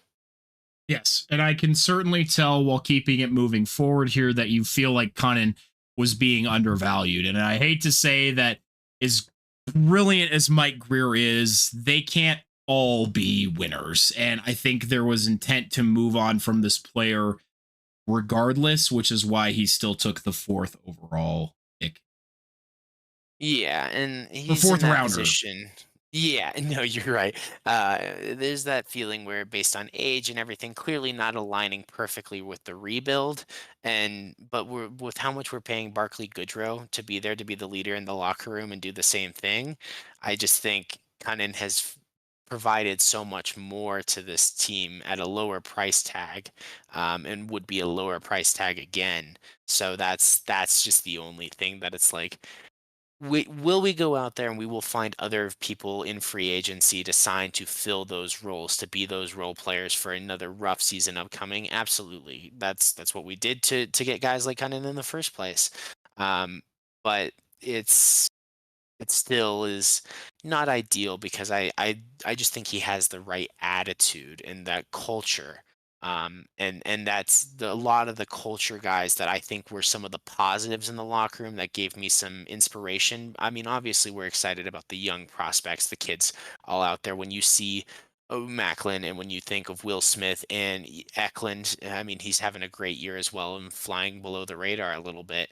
And you have all these young defensemen and things to take away a leader like Wallman after already taking away a leader like Granlund. And we knew Cece was going to go. We knew Sturm was going to go. Eventually, you're clearing out all of the leaders, all of the veteran presences, other than the Goodrow contract, the Vlasic contract, the guys you can't get out from under. And while I have a huge value on Tyler Toffoli, he's more the soft-spoken guy. He is not that locker room vocal leader he's not that going to be that tone setter, that guy to go out there and fight or hit a guy hard like some of these other guys are, like Luke Cunnin is. So there's different types of guys, right? We talked about it, and that's why there's different guys who should be on different lines. And is it replaceable? Yes. I it is not my favorite move, but I understand it. It's just it's again, it's sad. This is the hard mixed emotions of the deadline and being in a position of being a rebuilding team. You kind of know going in that you're going to send out a lot of players who you like, who bring good culture, to acquire more picks and build for the future and run it back next year with a new group. And see, and you just kind of, I'm kind of stuck in the position of trusting the process and that Greer knows what he's doing. Ultimately, this season was a bad season, a lot of losses on the record this season. So maybe changing up everything is what needed to happen. But with the what felt like the positive notes, it doesn't feel right to necessarily cut them from the emotional side. Absolutely. Well, we do have a couple more trades to get through. So anything else on the Luke Cunnin trade, Dom? No, but thank you for letting me take that little time to monologue. Yeah, absolutely. I somewhat understand where you're coming from, and I know, unfortunately, probably in several years' time, I'll know it much closer than I do now. But hopefully Will we not. switch places? Yeah, hopefully Chris McFarland does some fucking techno wizardry and it doesn't even happen and it's fine. But we'll see. But it's time for the Avalanche's best trade of the day. The Condor returns. That's right, everybody. Eric Johnson has come back to the Colorado Avalanche, and all they had to do was get rid of Giovanni Smith. For the negatives, there is none to be seen. Giovanni Smith was likely always going to be an AHL guy, and his brand of toughness fits well on the Flyers. But bringing in Johnson is low risk for the Avs, and they really lost nothing to get back a player that they are familiar with. This is far and away the easiest trade to discuss. As I have stated multiple times, the Avs have been hurting for leadership in the locker room, particularly veteran leadership. With the return of Eric Johnson, not only do they get that, but they get it from someone who was a part of the previous Stanley Cup run and happens to be Gabe Landeskog's best friend. He is familiar with Jared Bednar and the Avalanche's system, so it will be incredibly easy for him to slot back in when necessary, albeit EJ will be playing in a much more limited role because the Avs don't need him to be that guy anymore, similar to Lindgren and Manson. They have Cale Makar and Devon Taves. They're kind of set, but he serves as the perfect seventh defenseman for the playoff run. He's someone that both the core players and the fans know and love. This is a feel-good trade and one that holds no consequence and all benefit for the Avalanche team. He'll be able to retire in Colorado on a league minimum contract next year, and you just love to see that, honestly. He might not even really play at all, but it's just kind of nice to have him back. Should have never left, honestly, but every Avalanche fan is rejoicing. Eric Johnson himself, you could tell, was fucking elated. So it is honestly just a really feel-good thing to have kind of tail off the day. You're just like, oh, yay, Eric Johnson's coming back. Woo! Love you, Condor. Feel good thing to swap Giovanni Smith, who doesn't align very much with the Av style, but certainly does with the Flyers, like you said. Absolutely. Bring back a fan favorite player who can provide the leadership so that he can retire here with his longtime team, the team that is most associated with him, who loves him the most by far. No franchise loves Eric Johnson more. I can say that with It's a absolute fact, certainty. baby. We love it. And you give him another chance to win one more ring before the time is out. So Exactly. it's beautiful and positive and all the way around. And like you said, there are no negatives, there are no No. cons to be found here. And I mean, people are like, oh, but he's the few people.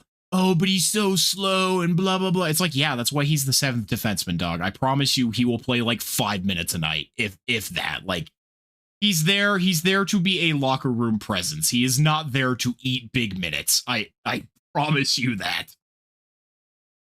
Exactly, and you're getting your big minute locker room presence for $1 million a year. So great deal to get for that as well. Exactly. And I mean, this has been a very interesting year for the trade deadline, just briefly, because we've been having players who are finding their way back to their teams. I mean, Yanni Gourde is a good example in Tampa Bay, the guy that they won 2 Stanley Cups with. They bring him back. Gustav Nyquist going back to the Minnesota Wild, and now EJ making his way back to the Avalanche. And there are several more trades where players from their original teams have ended up back on their original teams. It's kind of been interesting to see that these teams are like, we need this guy back. I'll give you a hint. So when we possibly, if we're still covering any of the other trades from around the league tonight, Corey, one of the ones I put together also had that occurrence happen with the Winnipeg Jets. So I'll just leave that little hint to be Well, talked about. my friend, if you have the energy for it, I got mine ready to go. I'm just going to kind of riff it on the one, but that's kind of the big one, so I'll save it. So if you want to go through yours so I can kind of end off our episode here with the big one, you can go ahead and say what you got to say if you got the strength for it. Oh, I got the strength, but don't forget, I have my last major trade of the day that applied to the That's Sharks. right. I'm so sorry. I forgot. Sorry, Dom. What is your final trade from the team? Well, this one's the one that if Wallman was unexpected, this one was just downright out of left field. This No one was one saw this one diabolical. coming. Yeah, Greer crushing L. to my soul. But by far the biggest surprise of the Sharks trade deadline came right here at the end, where the final details didn't even come out until after the deadline had passed. But Mike Greer has dealt fan favorite Fabian Zetterlund along with troubled prospect Tristan Robbins and a 4th-round draft pick to the Ottawa Senators in exchange for former Shark Noah Gregor, prospect Zach Ospachuk, and Senators' 2025 second-round pick. So for starters, I just have to say, I have often viewed the 25-year-old pending restricted free agent Zetterlund as a piece of the Sharks' young core, just looking ahead to the next 5 years, ever since he was acquired from New Jersey as part of the Timo Meier trade years ago. And from doing some research, I found out that he actually declined to discuss an extension earlier in the season, electing to wait until around this time nearing or after the trade deadline to negotiate and potentially gauge his market value along the way. Last year, he led the Sharks in goal scoring. This year, he is possibly going to do that again. He's close to surpassing 20 goals. He's right there with the team. It's a very competitive market. So I can just confirm that there was actually a return to the negotiating table with a request, or like basically an asking price provided by Fabian's camp, though that exact asking price is unknown. While one might speculate that this price may have influenced Greer to explore Zetterlund's trade market, he was actually quick to shut down those rumors in his most recent interview, where he was saying it was not something that they came into the deadline thinking about for either Zetterlund or Wallman, but particularly with Zetterlund, that this was a difficult trade for both San Jose and Ottawa to make, because Ottawa is very, very fond and rates their prospect Zach Ospachuk very highly. There was the number one or two ranked prospect in their pool, so we'll see if that can turn into something very valuable for the Sharks. He's a big style, and that's something we've seen, is that Greer typically does value these bigger players who have that air of physicality to them, but he's also been clearly valuing improving center depth and build. He's made a commitment to obviously the draft and acquiring picks, but building from the ground up with strong Zetter play as opposed to young wingers such as Zetterlund. Because we have the Celebrini and the Smith, and that's a unique style, but you do need those other styles, those more physical, those up and down centers who maybe are a bit more defensively sound than either Smith or Celebrini are. And I love Celebrini, but I'm just being honest about the fact that he is a very unique type of center that is not always going to be thinking or doing his best on defense.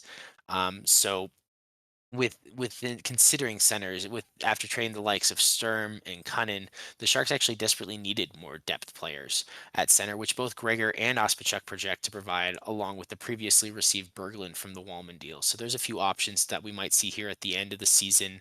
Um, Corey, before I proceed to like summary thoughts on the Sharks trade deadline as a whole, is there anything you'd like to add for this Zetterlund trade? Because it really caught me off guard, and I I mean, I was off reading a couple things, so I apologize if I missed this point, but it's something that, again, so you may have already said this, but it's something that you brought to my attention when we were kind of initially talking about it. I really would have thought Fabian was in line for the Sharks' growth plans. I mean, he's in the right age group, he's in the right skill set to grow alongside Macklin and Will. I mean, as you said, he's a fan favorite. I think he's got a lot of upside.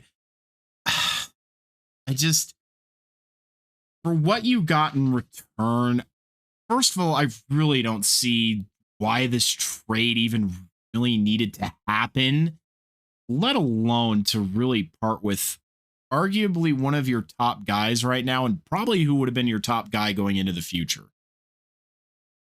Yeah, and that's we will see. I mean, we'll see if this Ospachuk turns out to be good. I mean, Gregor is a known commodity drafted by the Sharks, or at least has spent a solid amount of time. I cannot say for certain if he was drafted, so I'll take that one back. But I know he spent like 4 years with the Sharks previously, so it's a known commodity. And ironically, it was Greer who decided not to extend him when he was a restricted free agent and had the option. So to now bring Gregor back is quite comical as part of the deal.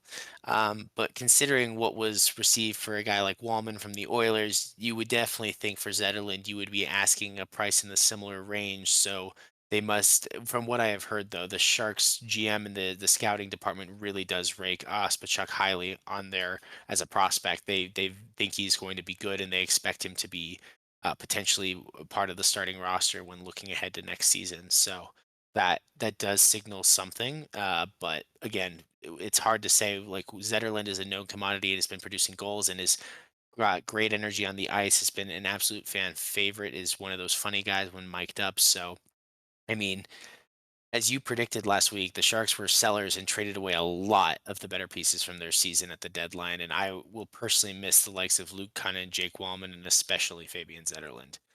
And it's Rightfully in so, line. Dom. Rightfully so. It's in line though with that business-minded approach that flipping that Mike Greer has been doing, trading even guys who are penning RFAs. But Greer really did a good job offloading the unrestricted free agent contracts. Like we came into the deadline with like five of them or six of them, and the only ones left are Jan Ruda, who being on IR, we unfortunately are not going to be able to. We're unable to sell him, so he's going to end up probably walking in free agency, and Georgiev, who we still need to have at least one of those two goaltenders, like you said, and he's the cheaper one for us to hold on to. So overall, in that sense, it was a win. They were able to clean out all of the unrestricted free agents and get returns for them, and even the restricted free agent in Zetterlund. That's maybe the one I have a problem with, but there's a clear path forward because Corey, I just have to say this number. The Sharks now hold on to 10 picks in the first two rounds over the next three drafts. That's monstrous. And I mean, if the timeline aligns for Celebrini and Will Smith to be really kind of coming into their own at the end of that time, either you use the picks and you bolster it more in the draft, or you flip the picks and get NHL ready players to begin to complement those guys once you get a really good idea of what their game is like. So, I mean, God, you guys have an embarrassment of riches to now build this team with. And knowing Mike Greer, in theory, he will spend them wisely. I am very excited to see how he spends them because those 10 picks, actually, eight of them are here in 2025 and 2026, two picks each in the first and second rounds of both of those drafts. So we're talking four top 60 picks in each of the next 2 years. So they can afford to flip half of those and be ready to compete and contend in 2027. And that's what I envision. That is my goal. Or even in 2026, like if we're talking like 2 seasons, 3 seasons from now that the Sharks are knocking on the door or in the playoffs, I don't think that's a crazy thing to say with how much equity they now have to work with and the core to build around.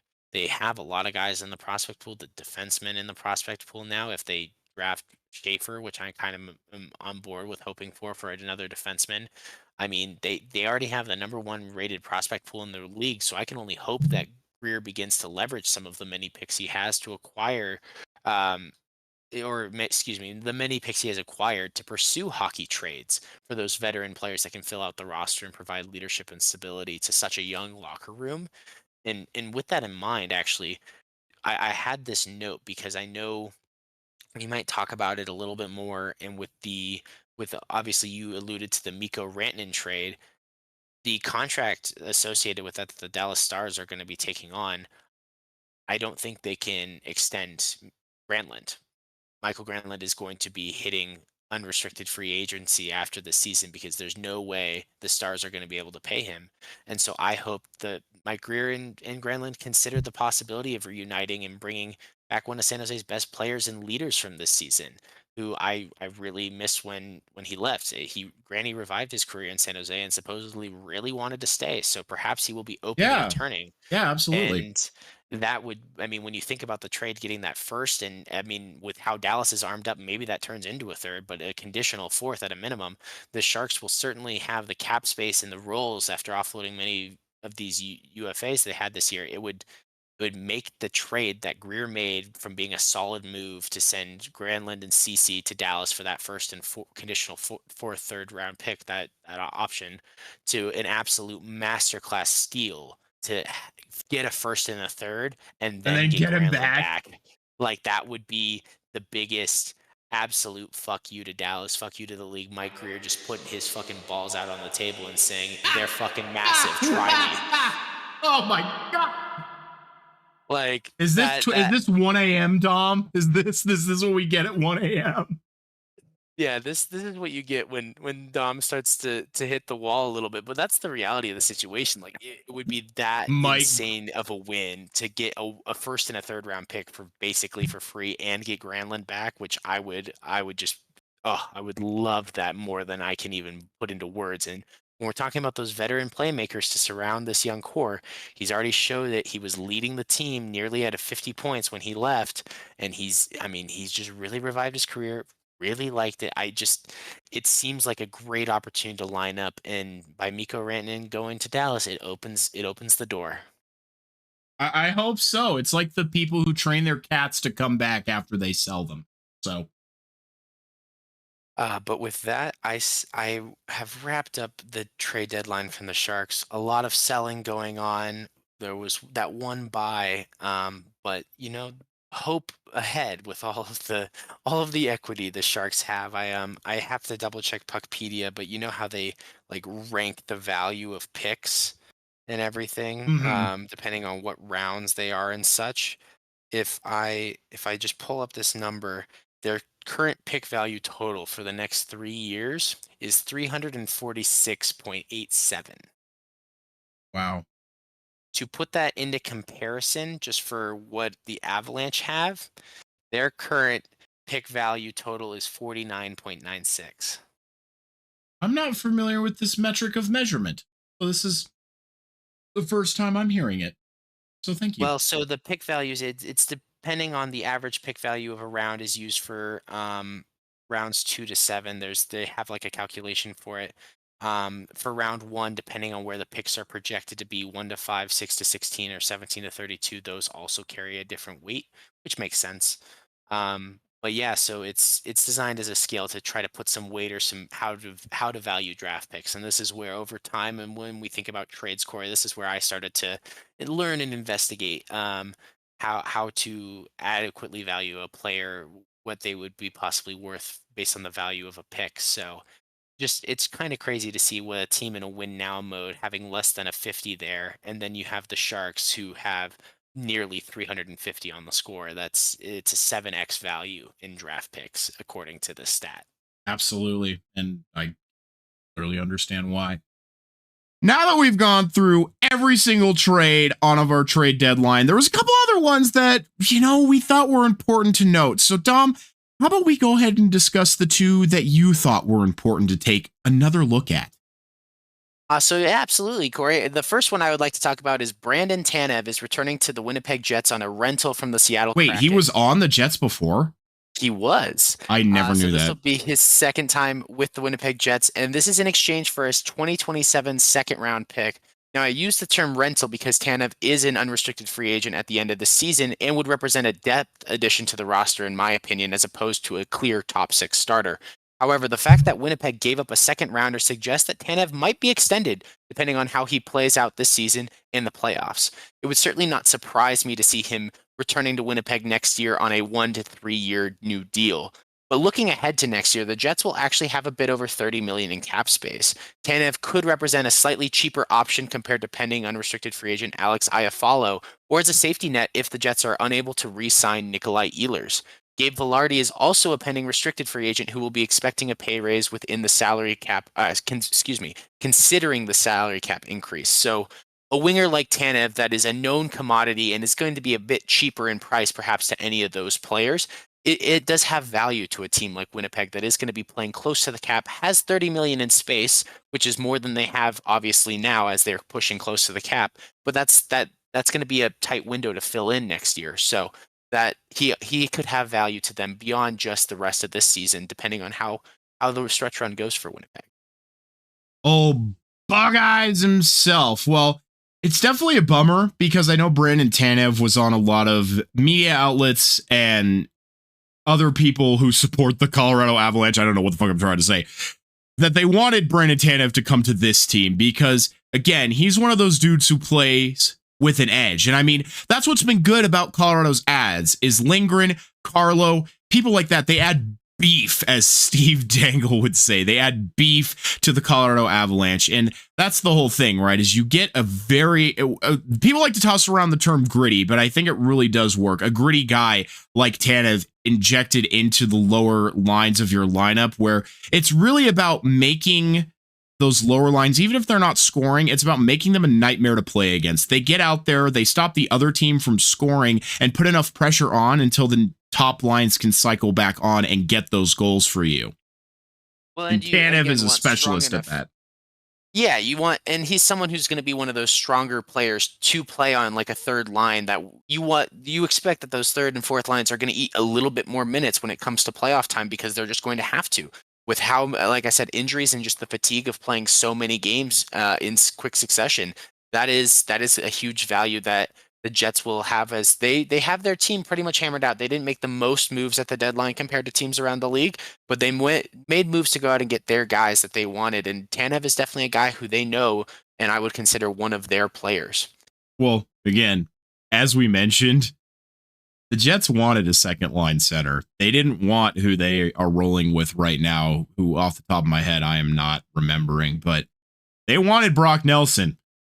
You didn't get Brock Nelson. He's ours, bitch. So that's fair. They got the depth they needed, but not so much the star power that they were looking for. But moving along, the other trade I wanted to cover was when Toronto attempted to reinforce their own playoff run by trading for Boston's Brandon Carlo.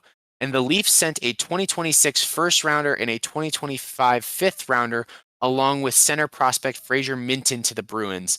Boston will retain $615,000 of Carlo's 4.1 million average annual value salary as part of the deal.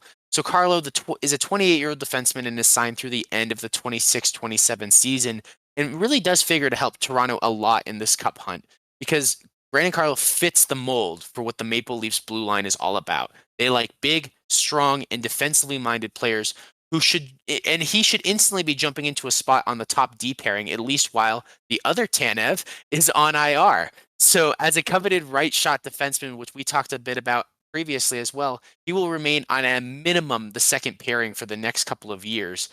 And in my opinion, Corey, this trade is not so much unsurprising, but really is good value. Perhaps a slight overpay with the first round pick, but that's the type of thing that Boston was looking to sell for their rebuild retool.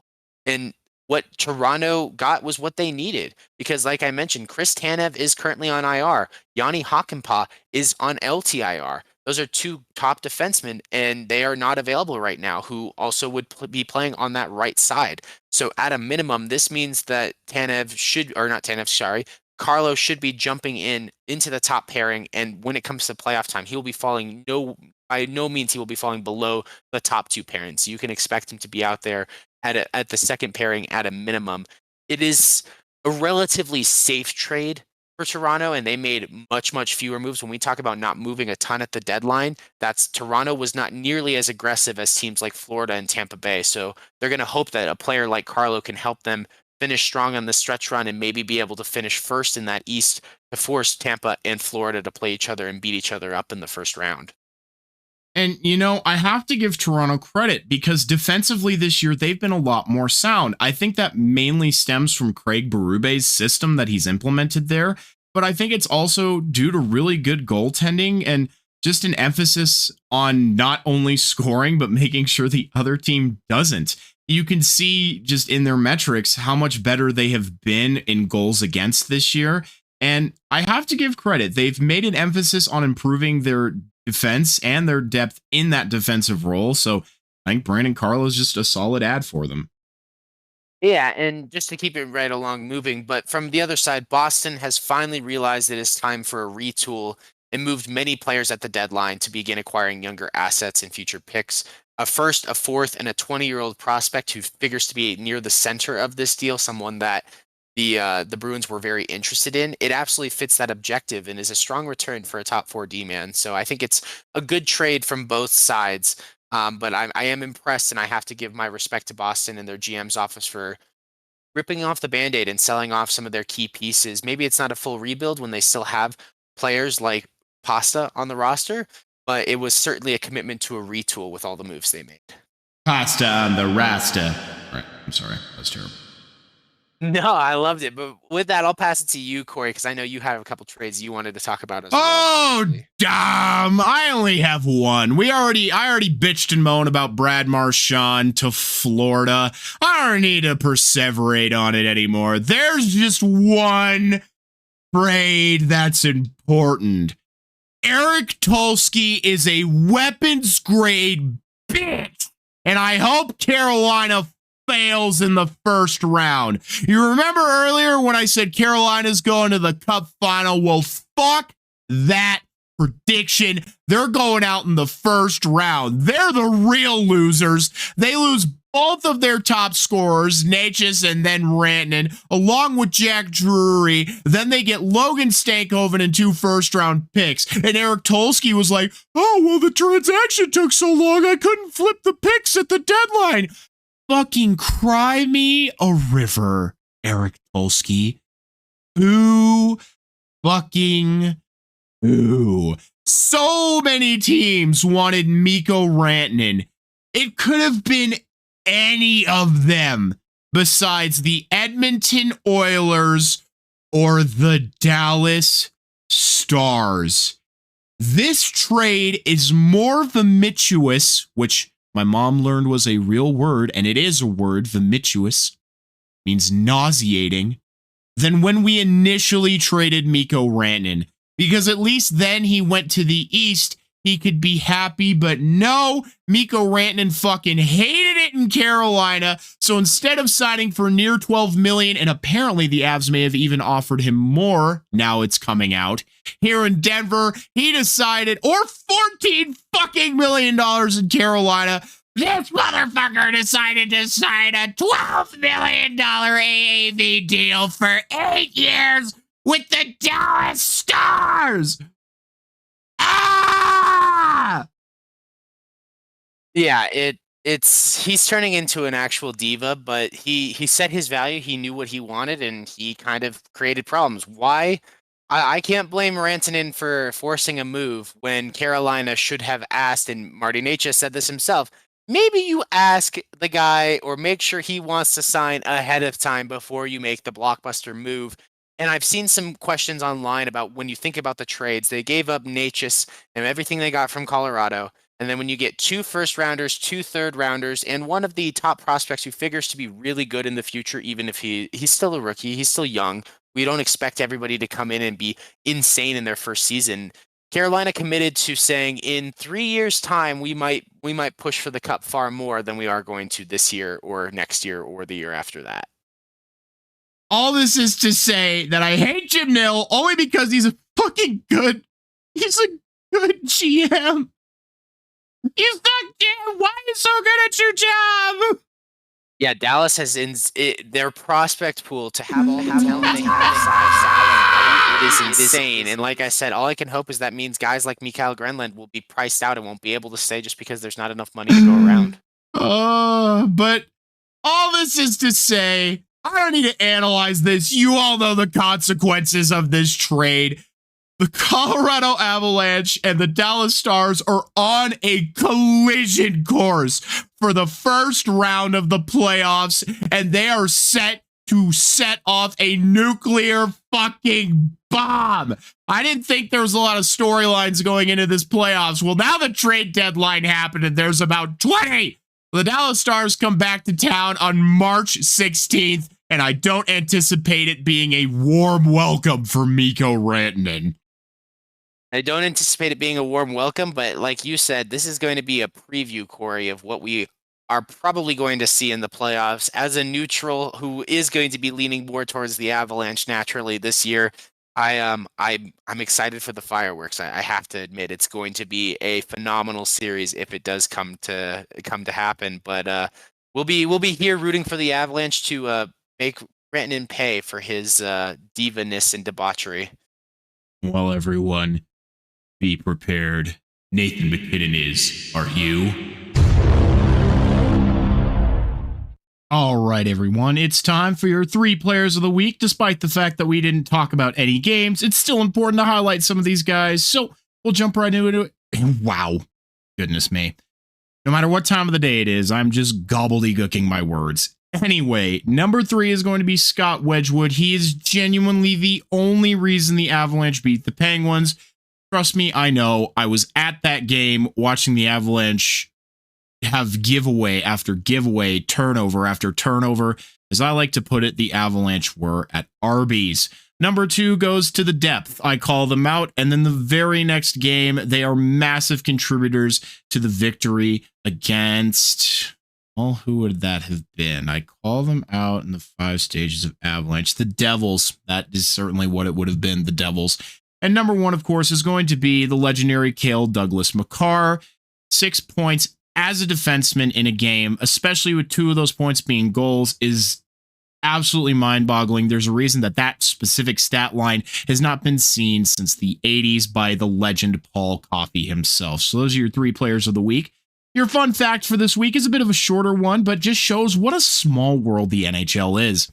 On November 11th, 2024, Eric Johnson was going for a Gordie Howe hat trick with the Philadelphia Flyers. He got the goal and he got the fight, but unfortunately he missed the assist. But the important matter is actually who he fought in this game. He in fact fought Giovanni Smith, who was traded to the Avalanche when they acquired Mackenzie Blackwood and was subsequently traded again to the Philadelphia Flyers in order to welcome back the Condor to the Mile High City. So just kind of a weird thing that I had somebody point out to me today. So here you go, everyone. Eric Johnson beat up the guy who was used to bring him back to Colorado. So kind of a weird thing. Well, everyone, the clock is counting down to the final horn. We really appreciate you taking the time to listen to this episode of the Captain Avalanche Fancast. Did you know there's a comment section where you can leave your thoughts and questions? If you have something you want to know about the Avalanche, Sharks, or just hockey in general, leave it below and we'll be happy to try and answer it. There's also a unique poll for you to interact with every episode. The best thing you can do if you like what we're doing here is to follow us on whatever platform you're using and share this podcast everywhere you can, whether that's with your mouse or your mouth. I'm Captain... What? Who am I? I'm Captain Avalanche Corey, and he is Dom from the Tank, my lovely co-host. Check out our new episodes every week. Thanks, everyone.